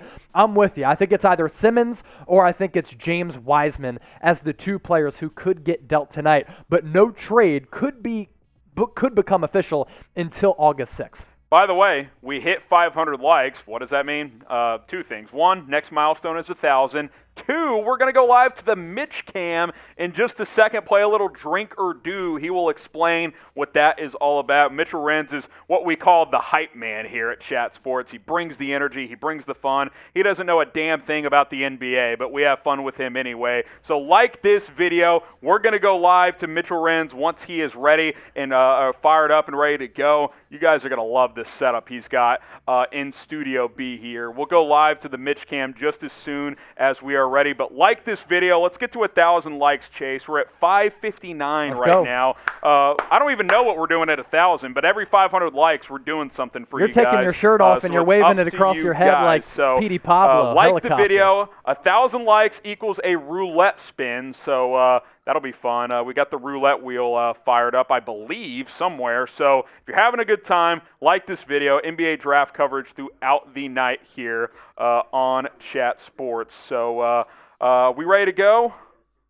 Got a super chat we're going to get to first from Boston Pride. What's your thoughts of Boston? Will they bring their draft and stash guy, make big moves in free agency? Is Bradley Beal an option? I don't know if Beal's an option. Bradley Beal is not an option, by the way. Cheers. Unless you are willing to trade away Jaylen Brown, who means a lot to that organization, means a lot to the city of Boston. That's the only realistic way that you can team up the best friends that are Jason Tatum as well as Bradley Beal. They grew up in St. Louis together. They used to ride home from school with one another because Bradley Beal's mom had taught Jason Tatum's mom in school growing up. They are best friends. Both went to Chaminade Academy, a basketball powerhouse in the St. Louis area. The only way that Boston can make a deal for Bradley Beal, nice little rhyme there, is if they part ways with Jaylen Brown. That's the only way that it can happen. Appreciate the super chat from you, Boston Pride. We'll get to super chats throughout the evening, and of course, the NBA draft will start in 53 minutes. We got Mitchell Renz ready to go at the Mitch Cam, so let's shoot it over to him. He's going to play a little drink or do with you guys.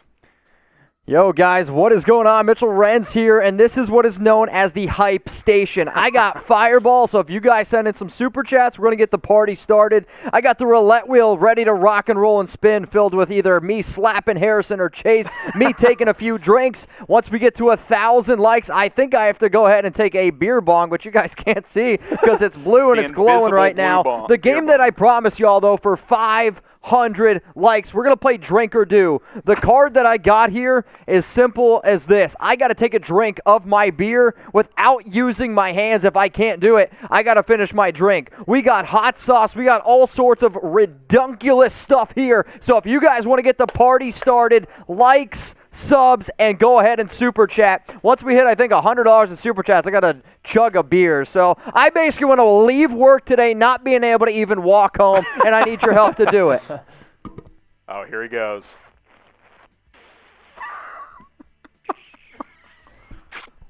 Oh, let's get the party going. Let me know down in the comments who your favorite NBA team is. I'm going to be right here waiting to drink a little bit more. All right, Mitch, we appreciate it. We're going to go back to Mitchell Renz throughout the night. Hey, here's what we do here at Chat Sports, and we'll address the Super Chat in a moment. We address what's going on, which obviously a lot of NBA draft analysis, but we have fun, unlike those stiffs at ESPN. Here's what Tom Downey's burner account had to say. Bottoms up, by the way, $5 Super Chat. $5 Super Chat means we drink. Assuming Cleveland drafts Mobley, what will his role be? Also, could you see players like Sexton, Nance, and or Love, hopefully, being moved this season?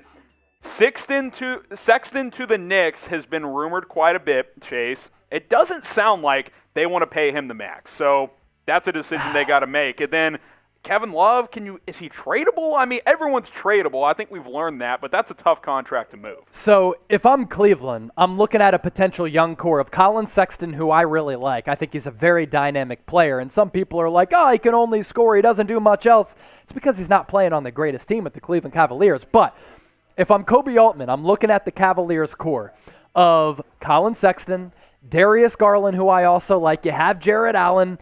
But you can draft Evan Mobley, who to me gives me flashes of a Chris Bosh type of player. He has the athleticism of a young Anthony Davis. He is the perfect prototypical modern-day big man where he can guard positions 1 through 5. He's continuing to work on his shooting game. And if he continues to add to his offensive arsenal and stretches his game to the three-point arc, and he becomes a competent, I'm just asking for a competent three-point shooter with some volume there, he could become the best player of this draft class because of his defensive potential, but also his offensive potential as well. Appreciate the Super Chat. A lot of them coming in here. 2K player, drink faster, Mitch. You hear that, Mitch? You got to drink faster next time. We'll go back to the Mitch cam later. We'll play a little more drink or do. It's fun. Mitch is the best. We'll get to him later on in the show. Pickle the Wiener Dog. You guys I love you two because you see all kinds of all names kinds of on names, here. man. The Kings got the steal of the draft last year with Halliburton at 12. Him and Quickly were the steals of the draft. I agree with that. Who do the Kings need to pick up to pair with Fox and Tyrese for their future? I think question number one, Chase, is can Fox and Halliburton play together long term? It's very Sexton and Garland to me. Can those two guys coexist? I do think so. I think De'Aaron Fox can play the classic scoring point guard role. I think Tyrese Halliburton, who I just loved last year going into the draft, can be a legitimate either two guard or play the wing. That leads me to some of the Kings' needs. And I think they need a legit center. They need some front court talent. They could also use a shooting big. That's why I think Alperen Şengün of the Turkish Super League of Besiktas could be the perfect player for the Sacramento Kings. Now, he's not going to stretch the floor as a shooting big, but down low, he is such an efficient player, such an efficient shooter. He has great touch around the rim. Not a great defender, needs to add some bulk, isn't the greatest athlete. Very smart player, excellent passer for a big, certainly has Jokic vibes there. I think Şengün with De'Aaron Fox and Tyrese Halliburton will have the arrow pointing up for the Sacramento Kings. I hope that is the pick for Sacramento at number 8. Let's talk about the story of the day so far, though, Chase, and that, of course, is Russell Westbrook all but heading to L.A. to the Lakers. Again, if you're just joining us, a Lakers-Wizards, I won't call it blockbuster, but trade is in the works, and I can't say finalized because the deal can't be done until August 6th, but this is the baseline of the trade. Westbrook heading to the Lakers for Kuzma, Montrezl Harrell, KCP, and a first-round pick, which, of course, is tonight. The pick could change, so that's somewhat TBD. Stay tuned on that. Other teams could get involved as well between now and August 6th, but the basis of this, Chase, is LeBron and the Lakers teaming up with Westbrook. Does this work? This is very fascinating. I think that's to be determined. I'm not sure it's going to work because Russell Westbrook as a player doesn't really fit into what the Lakers need. They need a floor spacer. They need a creator. They need a consistent knockdown shooter. They don't currently have that on the roster right now. That's why I think the fit is weird. Here's how it could work. If Russell Westbrook is simply able and willing to take a back seat. He said a couple years ago his best friend was the ball. If that's his mentality playing with the Lakers, it's going to be a disaster. But if Russell Westbrook is just a hyper-athletic player who gives you a lot of effort offensively in terms of pushing the break, getting to the rim, defensively, being able to lock down some of the premier guards across the league, crashing the boards, rebounding, and passing, then I think this trade and this fit could be somewhat seamless. But Russell Westbrook's offensive game is just somewhat confounding to me because he's too much of a reckless player who can't shoot at all from deep. That's why I question the fit. I'd actually really prefer a guy like Buddy Hield instead of Russ on the Lakers. Grade the Westbrook trade for us, and we'll get some shout-outs, A, B, C, D, or F. Honestly, my biggest beef with Westbrook isn't that he can't shoot. It's that his decision-making in big moments is just brutal. He'll play an awesome game for 3 quarters. He'll have like 13 assists and 1 turnover, and then he'll have 4 turnovers in the final 6 minutes. You can't have it, dude. You just can't have it, especially when it comes to winning time. Hopefully for LA, he can rein that in a little bit because he definitely goes into hero mode in crunch time. Sharp Young says B. Noah says B. Vincent says C. Mr. Egg says B. I'm seeing a B from Glass. Glass says A. Sharp says B. Copper says D. Look Alive says, or Look at Me says F. Christopher says B. Mayor says F as well. Continue to get your shout-outs in, A, B, C, D, or F. Our audience is growing, over 2,500 people watching, and hey, I know that you guys are not all subscribed to us here at Chat Sports. Our goal tonight is to get to 260,000 subscribers. We're just over 7,000 away, and that sounds like a lot, but we got almost 10,000 subs last year during the NBA draft. I think we can get to 260K. Hey, NBA free agency chase, it's right around the corner. We're going to have the latest news, rumors. The draft in the next 45 minutes is going to kick off. This is why you subscribe, because we don't just do these big live events. We have daily videos for the NBA and the NFL as well for you football fans. So go ahead, hit that subscribe button, share that link below with all your basketball friends. It's youtube.com/chatsportstv. Let's hit 260K tonight. Couple more super chats, and we're going to have to go rapid fire some tonight because we get a lot of these. Audience continues to grow. We can't spend as much time, but we'll address all of them. You guys think the Sixers are going to pull a move and get Simmons out of Philly tonight? And both of you drink faster. Hey, cheers. Say no more. Bottoms up to that. I think there's at least a 50% chance he gets traded tonight. Yeah, I'd put the odds around 50%. It all depends on what the Sixers can get back for Ben Simmons. It's the asking price that's been set extraordinarily high. If the Sixers come down in those negotiations, possibly. Need another Coors, bottoms up. Boston Pride with another super chat. By the way, we'll show you guys the super chat menu in a second. You guys aren't paying for nothing. We're answering your questions and we're doing stuff for you guys. So appreciate it. With tonight's draft, who do you think will have the highest upside? What prospect will emerge out of nowhere and surprise us? A guy out of nowhere. Like, who was a guy out of nowhere last year? Like, a couple of guys come to mind late in the first round. Emmanuel Quickly. Tyrese Maxey. Desmond Bane at 30 was a valuable contributor for the Grizzlies a year ago. Who's a guy how about this? You ready for this one? How about Kai Jones? I think he can be an energetic big off the bench and have immediate minutes and impact. Kai Jones is uber athletic out of Texas, and you watch him and you're like, my goodness, this guy is a freak athlete. If he goes to a team like Atlanta, and Atlanta doesn't elect to bring back John Collins because he'll probably get the max, I love the fit. He enters into a winning organization. They've done a great job of developing players. I think that's a seamless fit for Kai Jones to go to Atlanta. I'll throw Josh Primo in there as well. Really like Day'Ron Sharpe out of UNC. Hey, Chat Sports, we're live. NBA draft coverage. Help us be the #1 most watched. This is what's on the plate tonight. Full draft coverage, all 60 picks, starting in just under 45 minutes. Chase has been in the lab studying all these players. I've done a good amount of studying as well. We'll bring you the best analysis here on YouTube, but we keep it loose. We don't just go full nerdy analysis the whole time. We play games, we drink beers. I've already crushed one, so I need another one. We have some more fun. We set up the Mitch cam. For those of you just joining us, Mitchell Renz is in Studio B. We're going to shoot it to him every once in a while. He'll play some games with you guys as well. Best part of all this, it's 100% 100% free, and we're going to stay 100% free because we are a company of the people. Of course, we love and appreciate your super chats. That's, a great way for you guys to support, but it's not required. We are 100% free, but there are benefits of super chat. And Chase, run through the menu for us. Yeah, $5 super chat. We'll simply take a sip of beer. You super chat us $10. We're going to talk about your team in the NBA. $20. You get to advertise yourself. You want to plug a podcast, you want to spit some hot bars, and you're a good rapper, you can put your information on the screen and we'll pop it up for everybody else to see. $25, a roulette wheel spin. $50, we'll take shots of Fireball. Here's the thing, though. Right now, we have $70 in super chats. Once we get to $100 in super chats, myself and Harrison, we got a beer here. We got chugging? Beers cold in the fridge, a couple of cases on deck. We will chug some beers if we get to $100 in super chats.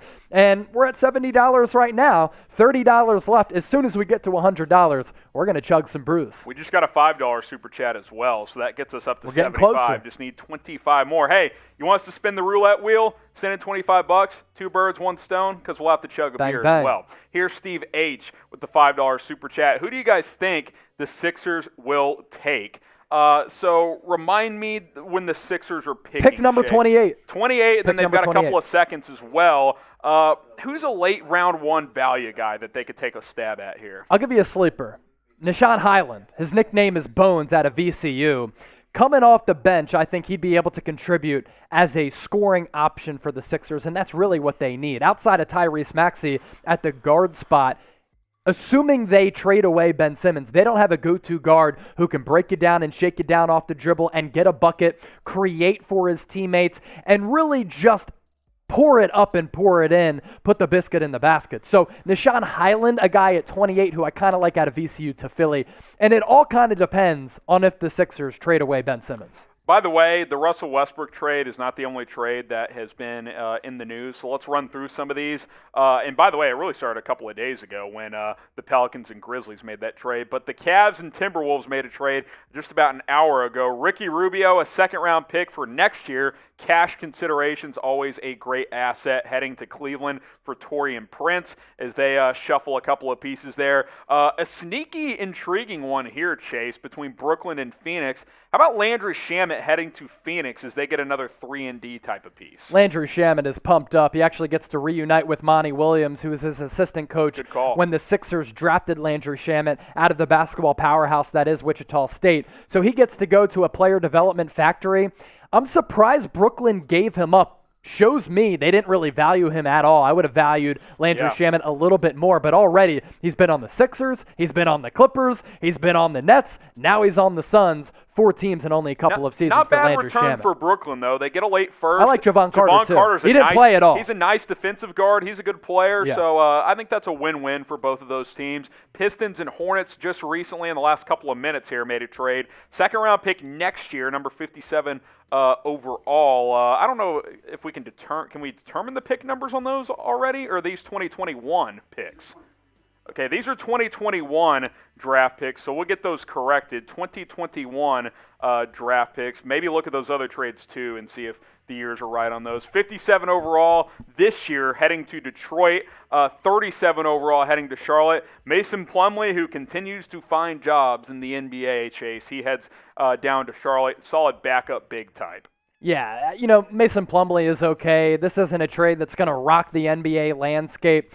I think for the Pistons, maybe they're just trying to compile some draft assets. They also want to get rid of the salary of Mason Plumlee. Doesn't do much for me, but hey, we'll take the Russell Westbrook trade to talk about for sure. Salary dump here. Hey, guys, let us know where are we going to here next here as we just cycled the trades. Oh, my goodness. What is going on here? Am I Santa? What? People have been in the comment section, 4Hyper 3-channel friend, just throwing in a bunch of Santa emojis. Honestly, I kind of give you props for the beard that you're rocking. I could never, ever, even if my life depended on it, grow a fierce beard like that. You're killing the beard game, my man. Hey, we made a deal here about around my beard. I don't know if we have a graphic made for it, but if we get $1,000 in super chats, $1,000 in super chats. We're at $85 right now. We will. I will shave part of my beard. We don't have the finalized details yet. We're scrambling behind the scenes. We had to go live early, so we're still finalizing that. But hey, you guys super chat enough. We'll do something fun with the beard tonight. But let me know. Am I Santa? I see some Santa emojis in there. Li Ying Pong is in there. Armando, David. Let's see. That's fantastic. No SKG Twinkie. Shahad, we got Sports. Sports says ho ho ho. R.I.P. Mamba says Santa as well. Killer Express. Hey man, the beard's elite. What do you want me to do? Shave it? Truly elite. If you want me to, then let's get to 1,000 in supers and we can do something weird with it. Maybe we'll shave half of it off. How about that? Your beard is the Cade Cunningham of beards. Hey, truly elite. I definitely appreciate that. Speaking of Cade Cunningham. This is really more of the big board because Cunningham is going to go to Detroit. Looks like Jalen Green to the Rockets, and Evan Mobley will likely be the number 3 pick. But, Chase, we'll kind of run through your big board hit here kind of on a rapid fire. Yeah, I think the top 4 or top 5 in this draft class has the potential to be truly elite. But my best players, and this is a top 100 big board that we'll kind of look through throughout the evening, and we'll update it after these picks are made. Cade Cunningham, best prospect in this draft class. He's my number 1 player, followed by Jalen Green, Jalen Suggs, and Evan Mobley. After that, that's where things kind of get interesting, and that's where I have a difference of opinion compared to some of the draft experts out there. Jonathan Kuminga is my number 5 overall player because of his upside. I love Davion Mitchell. I don't care about his age and his limited physical profile. I think this dude is a dog on both ends. Offensively reminds me a lot of Donovan Mitchell. Defensively reminds me a lot of Patrick Beverley and Kyle Lowry. He's my number 6 player. Scotty Barnes at 7, James Bouknight at 8. He has really been climbing up draft boards in a rapid fashion. An improved stroke that he showed off during the NBA Draft Combine where he was lighting the world on fire and lighting the net on fire because he simply couldn't miss is the reason why I have him as my number 8 overall player. So I'm pretty confident in those top 8. As for the players after that, Moses Moody, a classic 3-and-D guy out of Arkansas at number 9. Alperen Şengün, my number 1 international player. He could be a multi-time All-Star, my number 10 overall player. Turkish League MVP as a teenager. Take stock in that. That's really legit. Guys who do that, the Luka Doncic's of the world. Chris Duarte is 24 years old, 3-and-D dude who might be the best consistent knockdown shooter. I think he's the most ready-to-play player in this draft class, my number 11 overall player. Josh Giddey, still a teenager. He's grown a couple of inches over the last calendar year. You watch him, I think he's still filling out physically. I still think he's going to become a better athlete. Right now, as a passer, might be the best passer among some of these prospects. He's been tearing it up in Adelaide, Australia. So those are my top 12 players on my big board right now. So we'll continue to update this throughout the night. As for Josh Giddey, I'm a huge fan of his. I think the Warriors could honestly pinpoint him at number 7. It wouldn't shock me at all. Him in the open floor as a passer reminds me a lot of a guy like Ben Simmons. So I'm a huge fan of Josh Giddey. So the bosses have hijacked the stream, and they've told us on the back channel here, that's why I've been a little quiet here. I've been listening to the bosses. We've been told that we have to change the live chat for the next few minutes to subscribers only. No big deal, because if you subscribe, you can be a part of the live chat. But if you don't subscribe in the next, we'll call it 60 seconds, then you're not going to be a part of the live chat for the next 5 or so minutes, maybe even longer, depending on how it goes. So Clock this is is your on, chance. baby. All you got to do is subscribe, and we're going to do a subscriber-only live chat for the next several minutes. So, hey, subscribe. Hit that big red button. Are you subbed? Type me if you are. If you're not, you can't. You can't type me. That's the problem. So subscribe now. Join the live chat because we are officially on subscriber-only chat right now. Chase, give us some shout-outs here once they come in here. Yeah, Colin Reed, he's typing me. Dale Webb is subscribed. Flexen Season is subscribed as well. Shout out to Shelly Dahlman. Shout out to Sharp Young. Elise also joining the party here at Chat Sports. Andrew is subscribed as well. Armando, appreciate you for subscribing as well. Vince is in the chat. Faxel, Matthew, James, Pie Man. I'm seeing a couple of Santa emojis as well.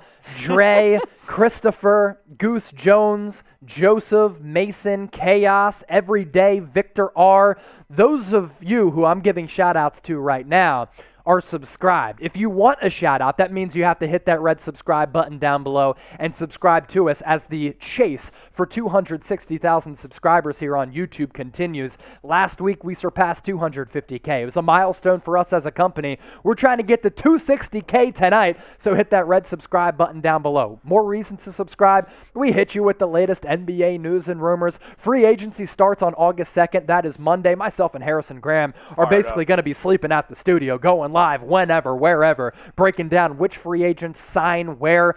Any trades that happen, we'll break it down. We're supposed to go live at 6:30 p.m. Eastern, but then Adrian Wojnarowski and Shams report that Russell Westbrook is probably going to be traded from the Wizards to the Lakers, and we said, you know what? Screw it. We're going live an hour earlier to break down this potential trade. That's what we do here at Chat Sports. All reasons for you to subscribe right now. So, hey, we'll get some shout-outs here, and if you want to be a part of the live chat for the next few minutes, then you better subscribe because it's subs only right now. Maricela says me, Snipe says me, Timmy says me, Victor says hi, Johan says me, Shahad says me, Snipes. We got Pacers Baby from Dutch. Victor says me, Timmy says me. We got Renee saying me. Caller of Cap says he is subscribed. Appreciate you guys. Got to get to 260,000 subscribers tonight. That is the goal for us. Shout out me, Daddy, from Javion Gonzalez. There you go. There's your shout out. Nice. The Buddy says me. Jalen Moore's in the chat. We got Rai T in the chat as well. David the Composer says me. BNMS says Ronell says me as well. I am subbed as well from Joseph. So continue to get your votes in. We'll go sub only for the next few minutes. So this is your chance to subscribe and be a part of the live chat right now. Must be subscribed. We'll get to some super chats now. X Darby, $10, which means we'll talk about your favorite team. I'd love to hear about the Grizzlies. Well, let's talk about them, Chase. A couple of Grizzlies questions so far tonight. They pick at number 10 overall after that trade with the Pelicans in which they lost Jonas Valanciunas, took on Steven Adams, so they've got a higher lottery pick now. What do you think they should consider doing with this draft pick? Yeah, so one of my biggest takeaways from the NBA playoffs were the young teams and the young stars who you can kind of see light at the end of the tunnel as far as the next generation of NBA superstars. Also pick at 40, by Ja the way. Morant is there. And also, we're seeing some of these young teams maybe not win a bunch of playoff games in series right now, but the future certainly looks bright. The Grizzlies are in that category. Look, they beat the Golden State Warriors in the NBA play-in tournament. I thought that was a really impressive win over an experienced squad led by Steph Curry, who could have won MVP and did win the NBA scoring title. I like the future of the Grizzlies because I think Ja Morant is a very good player. I really like Desmond Bane. I really like Dylan Brooks. There's a young core. I did not like the Grizzlies giving up Jonas Valanciunas. I didn't think that trade made sense. As for the players that they could target at number 10, I'm looking at shooters. I'm looking at creators. I'm now looking at center depth because you don't have Valanciunas. I don't love Steven Adams.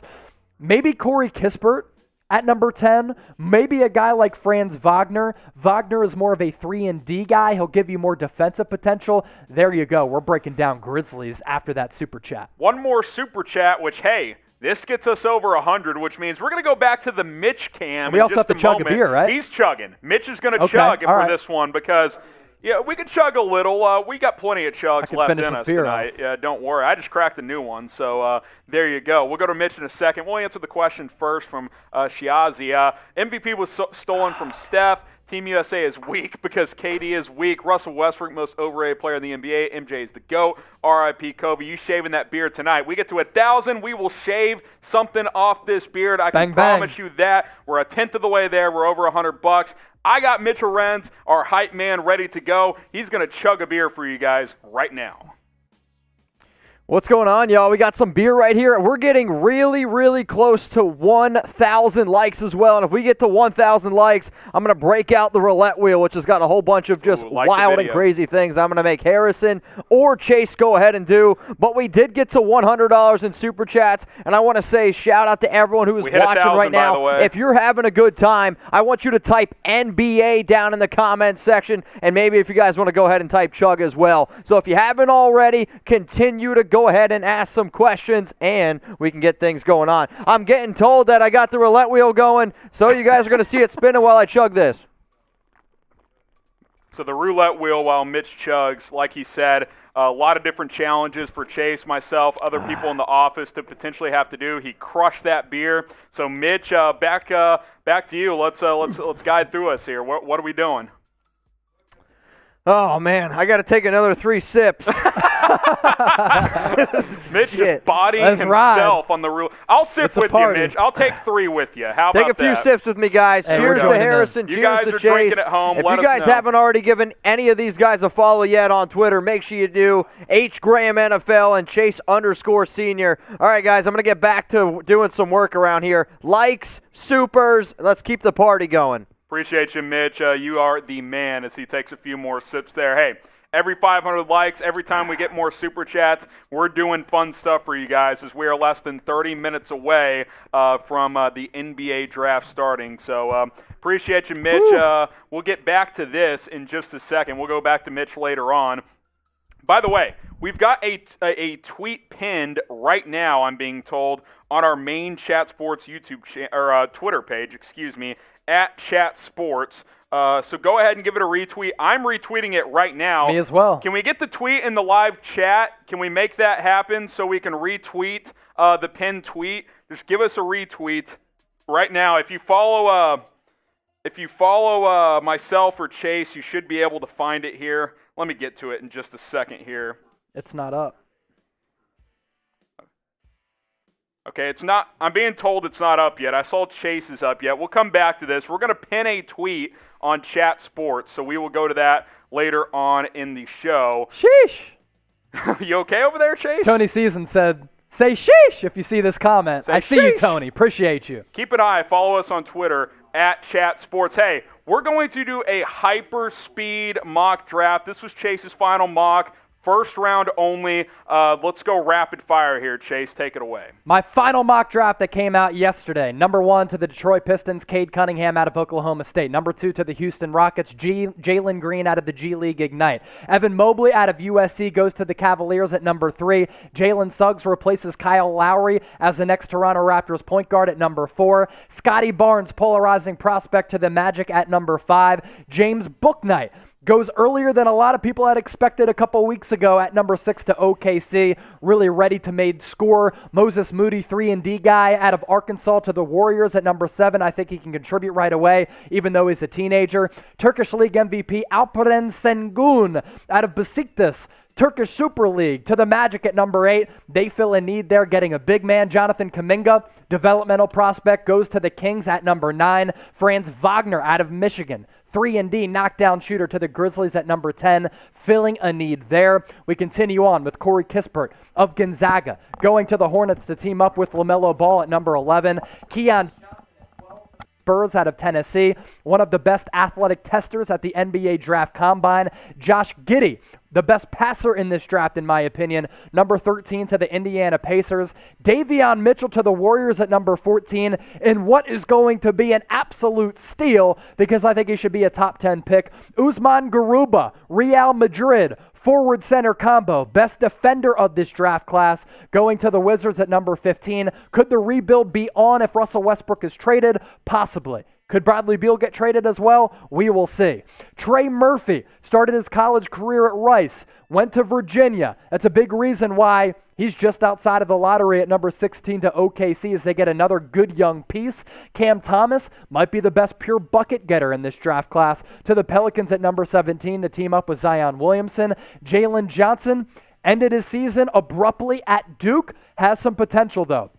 Goes to OKC at 18. Chris Duarte might be the best knockdown shooter and defender if you combine those two traits to the Knicks at number 19, he's 24 years old. He can contribute right away. Kai Jones, if the Atlanta Hawks don't re-sign John Collins, who's a restricted free agent, I think Kai Jones is a decent replacement. Sharif Cooper, Knicks certainly need a point guard. That's why I have him going number 21 to the New York Knicks. Jared Butler, Lakers could trade that pick in that deal for Russell Westbrook. We will see what happens with that. Right now, it is still the Lakers pick. I like Jared Butler there. Zaire Williams, former 5-star recruit, going to the Rockets at number 23 as they continue to compile a lot of young talent. Miles McBride, really good two-way guard out of West Virginia, going to the Rockets at number 24 as well. Trey Mann sneaks into the first round at number 25 to the Clippers, could become the next point guard in LA. Isaiah Jackson as the backup for Nikola Jokic at number 26 to Denver. I really like that pick and the upside there for Jackson. Jaden Springer, 27 to Brooklyn. I think he could score right away. Out of Tennessee, as we see a lot of SEC guards going in the 20s here. Nishan Highland, VCU to the Sixers, fills a need there as a guy who can create off the bounce to the Sixers at number 28. Ayo Dosunmu, I'm higher on him than a lot of people are. I like him going to the Nets at number 29 to be the future point guard there. I think he can contribute right away as well. And Day'Ron Sharpe to Utah at number 30 out of UNC. Looks as though the Jazz are very concerned about going into the luxury tax. They could look to get rid of Derek Favors. Day'Ron Sharpe could take his place and maybe even be a better player than Derek Favors with the Utah Jazz. That's Grade the mock. That's pretty efficient work right there. That's efficient work. I went through it very quickly. A, B, C, D, or F. Grade my mock for me in the comment section right now and be real with me. If you want to just rip me to shreds, I can certainly take it. We're a little more than 21 minutes left away from the NBA draft. That's my latest mock. Let's go. By the way, 4,700 people watching live on YouTube. Can we get an official competition out there? Is anyone even close to us? I think we're crushing the competition. 4,700 people watching. We'll get some shout-outs here. A, B, C, D, or F. 21 minutes away from the NBA draft getting underway. Calvin, JW, they say A. Twinkie says C. J. Pochi, F. Killer, C. Calvin, B. Twinkie, C. Gia Dang says B. Poke says A. Twinkie says C as well. Jacob Reed, we got Bill Lambert, solid C from him. Raymond says A. Hey, a lot of A's, a lot of B's, some C's, Chase. You know, you're not doing it right if you'd be getting all A's. There's a saying out there that a mock draft is not a good mock draft unless somebody calls it the worst mock draft. So it's all good. Exactly. Hey, you know what else is good? Hopefully our analysis here at Chat Sports. We're at 253,613 subscribers. The countdown to 260K started tonight. I think we're at like 252 and some change, so we're already closing that gap. Help us get there. We cover the best, the latest NBA news and rumors on the internet. And hey, Sam, why don't we compare to what we did in the NFL draft? I don't know if we have that comparison up yet. We may not. We'll go to that later. We just wanted to compare how we were stacking up in recent years. But for the latest news and rumors around the NBA, we're the channel for you. So go ahead and subscribe. Are we still on sub only? Is that happening? We'll try and confirm that here with the guys behind the scenes. So go ahead and subscribe if you haven't already. Here's the deal. If you're subscribed, you will be in the live chat no matter what. We'll go to that later. Dale Webb Jr. is next up. With the Russell Westbrook trade to the Lakers, are the Lakers still thinking about bringing back Lonzo Ball? Can't afford him. No chance. He's a restricted free agent. He's going to demand a lot of money on the open market. Shout out to Dylan for the $5 super chat as well. If you super chat $5, we have to sip. So, yes, sir. There you go. Here we go. Shout out your team in the comments section. We'll talk about the first one we see. If you super chat $10, we can super chat. We're closing our eyes. Producer Sam's going to tell us which one we see first, and then we will talk about it. Oh, we may have to do something else first. We got a $60 super chat. That means, what's the fit? We got to take a shot of Fireball. Come on, Mitch, where's the Fireball at? Let's get it. Should we take it with Mitch? Do I still have to close my eyes? No, you can open them now. Okay, I can we'll open come back my eyes to this. Now. All right, good. The first team I saw, by the way, now that they're open, I'm seeing the Warriors. That's the team I saw. Okay. I think the Warriors are the most fascinating team in this draft. Why is that? They have a team that's ready to win right now. And I think with the addition of Klay Thompson, they can be in the mix of one of the top 3 to 4 seeds in the Western Conference this upcoming season. So what are they going to do with picks number 7 and 14 in the NBA draft lottery? Steph, Klay, Draymond, the sense from those 3 guys is that they wanted Bob Myers to trade those picks away for a superstar player. I think the Warriors are going to end up keeping those picks instead. All right, this is a long super chat, so some of it got cut off guard here, off screen. Out of Westbrook, LeBron, and AD, or Kyrie, Harden, KD, Steph, Klay, Draymond, any other team, who is the best big 3 in the league? By the way, y'all are by far the best live stream sports show on YouTube. Grow your empire. That's what we're shooting for. Hey, we're not in the sports business. We're in the empire business. Bang, if bang. you know, you know. The real ones know. Subscribe if you haven't. Hey, so we're going to take shots, the 2 of us, Chase and Let's go. Harrison here. We have the super chat menu, by the way, that we can remind you guys in just a moment. I'm pouring away here, Chase. There's yours. Toss me a shot over here. I'd love to toss it, but that could end up in a disastrous way. You know what I meant. You're usually bartender Chase. I am. Here's the super chat menu. Then we'll take a shot. $5, beers, cheers. We'll take a sip. $10, we'll talk about your favorite team. $20, you can advertise yourself.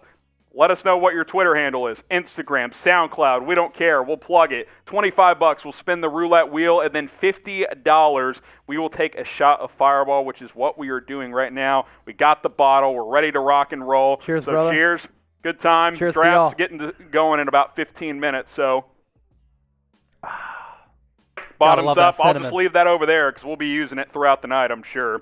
Appreciate you guys for super chatting. We'll catch up on all the super chats in just a few moments. Got a couple more coming in too as well. So busy night. We'll go quick here on this one. Dylan, Raptors thoughts on trading Siakam and second rounders. Siakam's the guy they got to make a decision on, Chase. Yeah, they got to make a decision on Pascal Siakam. As a developmental player, really like him, but I don't think he's worth the price tag of that extension He's that not they a gave him a max couple guy, years I don't ago. He's think. not a max player. I really like him. I just don't like him as a max guy. Yeah. So I think that's why the Raptors could look to trade him, and that's why those rumors have been circulating for a couple of days and a couple of weeks now. One of the teams to watch tonight, picking at number 4. Lakers super chat here. Where's J.R. Smith when we need him? Hey, we don't have the Henny, but we got the next best thing. We'll in the drink Fireball. like J.R. Smith, though. Hey, we will absolutely. You going to take your shirt off like J.R. Smith? You know, I've lost some weight here, but I'm not confident enough yet to take my shirt off in front of 5,000 people. So I'm not to that level. Shout out your favorite NBA team. We're circling back to this. I'm closing my eyes. Chase is closing his eyes. We are 15 minutes away from the draft starting. The first team producer Sam, who's to my right, sees, we will talk about that team. So spam it, and we will talk about the first team that we see in the live chat. I'm counting you guys down from 3. You'll open your eyes. Okay. First one you see. 3, 2, 1, go. I'm seeing Jazz. the Pistons. Okay, we'll talk about 2 teams. Let's talk about the Cavs first. I said Jazz. Oh, Jazz. Yeah, Jazz. Sorry, Cavs fans. Talk about the Jazz first. Obviously, who knows what happens, right? If they stay healthy, if Mitchell isn't banged up, if Conley doesn't go down. Where are you looking at tonight? They picked just number 30 overall. Yeah, so there are some concerns from Jazz ownership in that front office about going into the luxury tax. So they could be looking to get rid of Derek Favors because he has a sizable cap hit. Because of that, that's why I had in my latest mock draft that the Jazz would be selecting Day'Ron Sharpe, who's the big man out of UNC. Okay. Really like him as a rim running big, very active on the glass, good shot blocker as well, has good instincts there. Love his ability from the high post as well as in the trenches to block shots. So I like Day'Ron Sharpe to the Jazz at number 30. As for their needs, you got to take the pressure off of Donovan Mitchell. Yeah. And they don't have another guy who can create. Say what you want about Jordan Clarkson. He revived his NBA career. Shout out to Quinn Snyder for really bringing the best out of him this past year. That's why he won the Sixth Man of the Year award. But with guys like Joe Ingles and, Bogdanovich, they are standstill shooters. I don't like them as creators. Take some pressure off of Donovan Mitchell and take some of the offensive load off of his shoulders, because I think he's been sensing and feeling that pressure, and it's worn him down to a certain degree. Yep. Secondary creator for the Jazz is what I like. We'll go a little quicker on the Pistons because obviously it all starts with Cade Cunningham, right? Yeah. Oh, it all starts with Cade Cunningham. According to Woj, he had said earlier today that it seems as though the Pistons are zoning in on Cade He's Cunningham going number 1. to be the number 1 pick, and I think he's going to be that number 1 pick atop this draft. And for the Pistons, the rebuild is on, but when you get your hands on a generational prospect like Cade Cunningham, a guy who can simply do it all offensively and defensively, your rebuild is immediately hurried up and it's streamlined, and that rebuild is on right now. I think Cade Cunningham is the smartest pick. I think he's the best prospect in this class. We had a really fascinating discussion in the Chat Sports office. Some people were like, the top of this draft class, I think it's kind of weak. Actually, I think that's false. I think if Cade was in the draft class last year, he would have been the number 1 pick. I agree with that. I actually think Jalen Green would have gone ahead of a guy like Anthony Edwards, too. So I think the top 4, the top 5 of this draft class is really good, and those are all compliments toward Cade Cunningham for him to be that number 1 guy. You know who's excited about Cunningham to Detroit? How about knockdown shooter Sadiq Bey? That guy is going to get some open looks. Shout out to the Cats. For the foreseeable future, as he was already one of the best three-point shooters in the NBA as a rookie this past year. So appreciate you guys shouting out your favorite team. 12 minutes until the NBA draft gets underway. We are almost at 254,000 subs. Can we get there before the draft? The draft starts in 11 minutes. Come on, 262 new subscribers. Help us out. Let's beat the competition. All you got to do is hit that red subscribe button. We have videos going up on the channel every single day. We cover the NBA as much as anybody, especially this time of year. The latest news, rumors, free agency is just around the corner. Obviously, it's draft night, so we're going to be live for the next several hours. If you are subscribed, we will give you a shout-out, because all you got to do is type me if you are subscribed. So go ahead and do that right now. We going SO here? Going a little SO here? Type me in the comments if you are a Chat Sports subscriber here, and Chase, you can give some shout-outs as they come in here. Real quick though, someone says you said you would shave if you got to 1,000, so shave. Well, we're at $187. Yeah, so they think that we're talking about likes. No, we have 1,400 likes. We're talking about $1,000 in super chats. You put a chats. money sign in there. Come on now. What's the confusion? We have $187 in super chats. So type me. Let's get some shout-outs here. Let's see. You see some coming in, Chase? Yeah, Elevator Boss, Jacob, Gia, Lewis, Jack, Killer, Tim, Martin, RPH, Jack, Noah, Preacher. We're less than 100 subscribers away from getting to 254,000. Jamal, Erase. Shout out to all of you for commenting in the comment section right now and just flooding the chat because it's going crazy right now. David, Rogue Brothers, Matthew, Matthias, Carter, Sheesh, El Nino, Arthur, Big Boy, Rai T, Bryant, Daniel, Jorge, all of you are subscribed, and that's why we are able to give you shout-outs, because right now the chat is subscribers only. Appreciate you guys for typing me. Appreciate you guys for subbing. We're less than 100 away from 254,000 subscribers. We're being told, Shiazi, that you missed us putting your super chat on screen. You asked, out of Westbrook, LeBron, AD, Kyrie, Harden, KD, Steph, Clay, Draymond, or any other team, what's the best big three in the league? By the way, you guys are the best show. I guess we didn't address it directly because we had a bunch of stuff going on. We were taking shots. What do you think is the best big three, assuming the Westbrook trade goes down?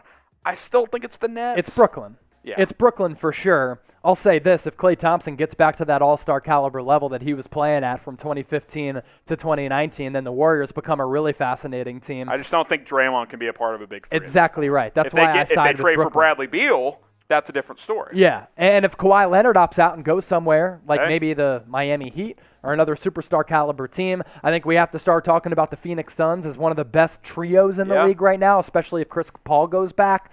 So big threes right now, it's really with Brooklyn. And imagine this, Harrison. It's become more of a duo-driven league. Exactly, a duo-driven league. And imagine if KD's foot is behind the line. Oh my gosh. If KD's foot is behind the line, the Bucks don't win the championship. Maybe the Bucks do, and maybe Kyrie comes back. Maybe Harden is healthier, and the Nets are your NBA champions. Yeah. Then we're really talking about them as one of the best big threes of all time, because in the regular season, they played a combined 8 games together. Yeah. That was it. If KD's behind the line and they win a title after playing just 8 games together, that's pretty That's what I'm doggone saying. impressive as we cycling through the draft order tonight. Oklahoma City, the Knicks, a couple of teams with a lot of picks here. By the way, we just crossed 254,000 subscribers. Appreciate you guys. We're well over 1,000 on the night. The goal is to hit 260K by the end of the night. Another so let's super try chat and, coming in as well. Reach that threshold. A compliment here. toward us. Oh, another compliment. Yeah. Wow. Too many of those Producer tonight. Sam Brown will pop that on the screen, and we'll be able to give them a shout-out. I'm not It's that coming great. in from Apartment, a $5 super chat. He said, "You two are very handsome." Do you agree? Type Y for yes, type N for no. I've never been confused as someone who's been handsome. I grow my beard out like Ryan Fitzpatrick, but I agree. I appreciate the super chat and the love. Appreciate everybody watching. We got 6,800 people watching live right now. This is the time to subscribe. The draft gets going here in about 7 minutes. Do we want to do I think we do that one in 6 or 7 minutes here, Sam, the one you just flashed. Oh, yeah, 1,500 likes, which means Mitchell Renz is ready to rock and roll at the Mitch Cam, so we will go to him in just a little bit. If you're excited for the draft, by the way, beer bong like now? the video. Beer bong time, baby. All right. Mitch has one goal tonight, and that is to stumble all the way home. Like the video, 2,000 likes. We'll do something else fun for you guys. Mitch is ready to go, so let's send it over to the Mitch Cam. What's going on, y'all? Mitch here, getting ready to do my beer bong. I also know if we get to $200 in super chats, then I got to go ahead and spin the roulette wheel, which you guys see down below. Guess what? We have a green screen here for whatever reason. The Merbonga right now, you can't quite see it. So we're going to fill up this bad boy. We're going to get ready to rock and roll here. I'm going to finish this off, and if we can get to $200 in super chats, then we're going to go ahead and spin the roulette wheel. What I am curious about, though, is which one of my guys hosting tonight's show is doing a better job. If you think it's Harrison, I want you to type H down in the comments. If you think it's C for Chase, then I want you to type C for Chase. Guys, as I'm chugging this beer right now, you start giving some shout-outs. Oh, man. I Some appreciate bad it, Mitch. blood that's about to get There he started in the goes. comment section right now. We don't want to be rivals. We want to be friends. Hey, we're teammates here at Chat Sports, but you can have friendly rivalries. No big deal. That was impressive. Mitch is chugging like a pro tonight. That was very fast. Appreciate that, Mitch. We did cross 200, Mitch, so get the spin that wheel, my friend, and we'll get some shout-outs here in a second. We lost the actual ball, so we got to use a ping pong ball. I like the ping if pong we couldn't ball. be I think more frat enough. It's a better visual. Yeah, it's a good look. Yeah, I like the ping pong All right, ball. Chase, listen up here. I need you to go on Twitter, and I need you to tweet out the poop emoji. If it gets 100 likes, then Chase is going to have to take a shot. So that's the rule. And we'll put Chase has got to tweet out a poop emoji. Absolutely nothing to go along with it. If you guys want to go ahead and give him a like, go give him a follow on Twitter. You can see it down there below at Chase_Senior. Not that I'm jealous, but he is verified.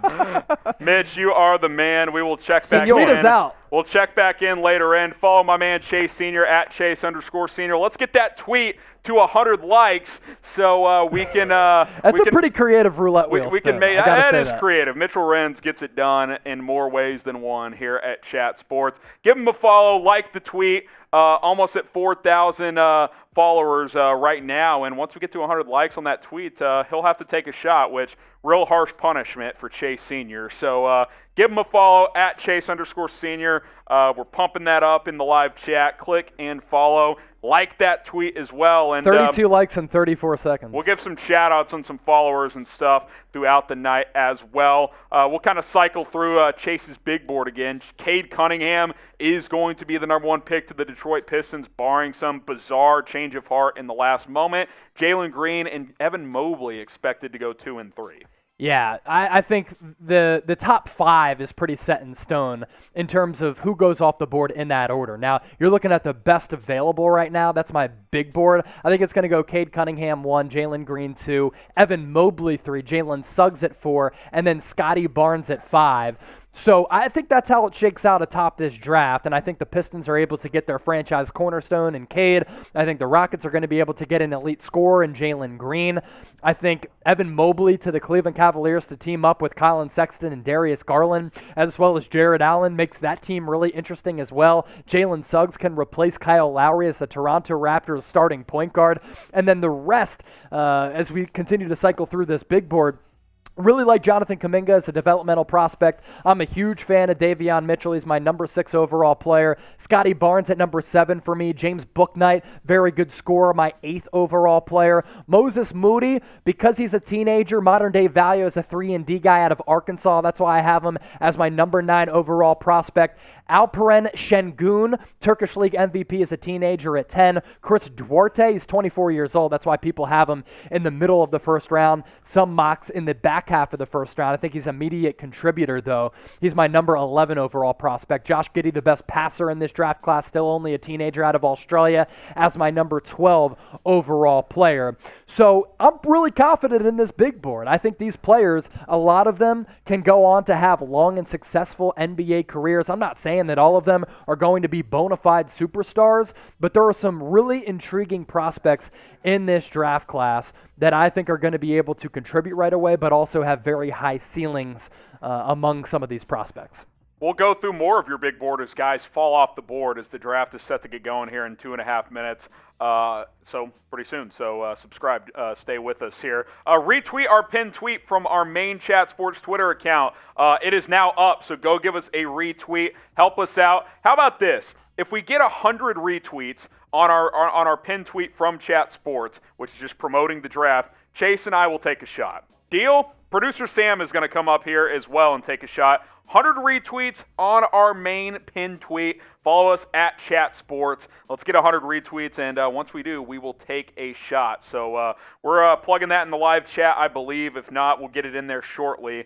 Go ahead and retweet our pinned tweet right now so we can get more people in the live chat. Almost 10,000 people are watching us live here on YouTube. This is why you subscribe. It's 100% free. We break down the latest NBA news, rumors. Not much of a break between the draft and free agency this year. Monday, free agency gets underway. We will be live then as well. We'll break down all the trades that happen. But I am fired up for the draft. That's set to get going. Subscribe. Send that link below, youtube.com/chatsportstv, to all of your friends. Right now, be like, draft starting. These guys have 10,000 people watching live. Let's grow the audience. Let's have fun. We are just at a minute to go until the NBA draft gets underway. So, Chase, you ready? I am so ready, man. I'm ready. I've been waiting for this day for a long time. And if you guys are ready, type go right now. Minute countdown is underway. Type it more than once. Spam it in the comments. If you are ready for the 2021 NBA draft to start, then type go down in the comments. Chase and I will get you some shout-outs. Get it going here. Type go in the live chat. Yep, I'm doing it right now. Let's get it going. Type go. Go. By the way, we got 28 retweets on our pinned tweet at Chat Sports. We get to 100, we'll take a shot. By the way, to our Lakers fans, we are going to shut down the Lakers stream on our Lakers report. We'll put the link to the Chat Sports stream in the chat over there. So join us on our main Chat Sports YouTube channel. We, of course, are staying live here on Chat Sports. But type go if you're ready for the NBA draft to go. Fat Monkey, John Morant, Calvin, Tyler, Juan, DJ, John, Christian, type go if you are ready for the NBA draft to start. Lit, Chapter, Team Neary, Joe, Joseph, Almidi, Owen. The clock is at 0. Continue to type that goes. The NBA draft is set to get underway right now.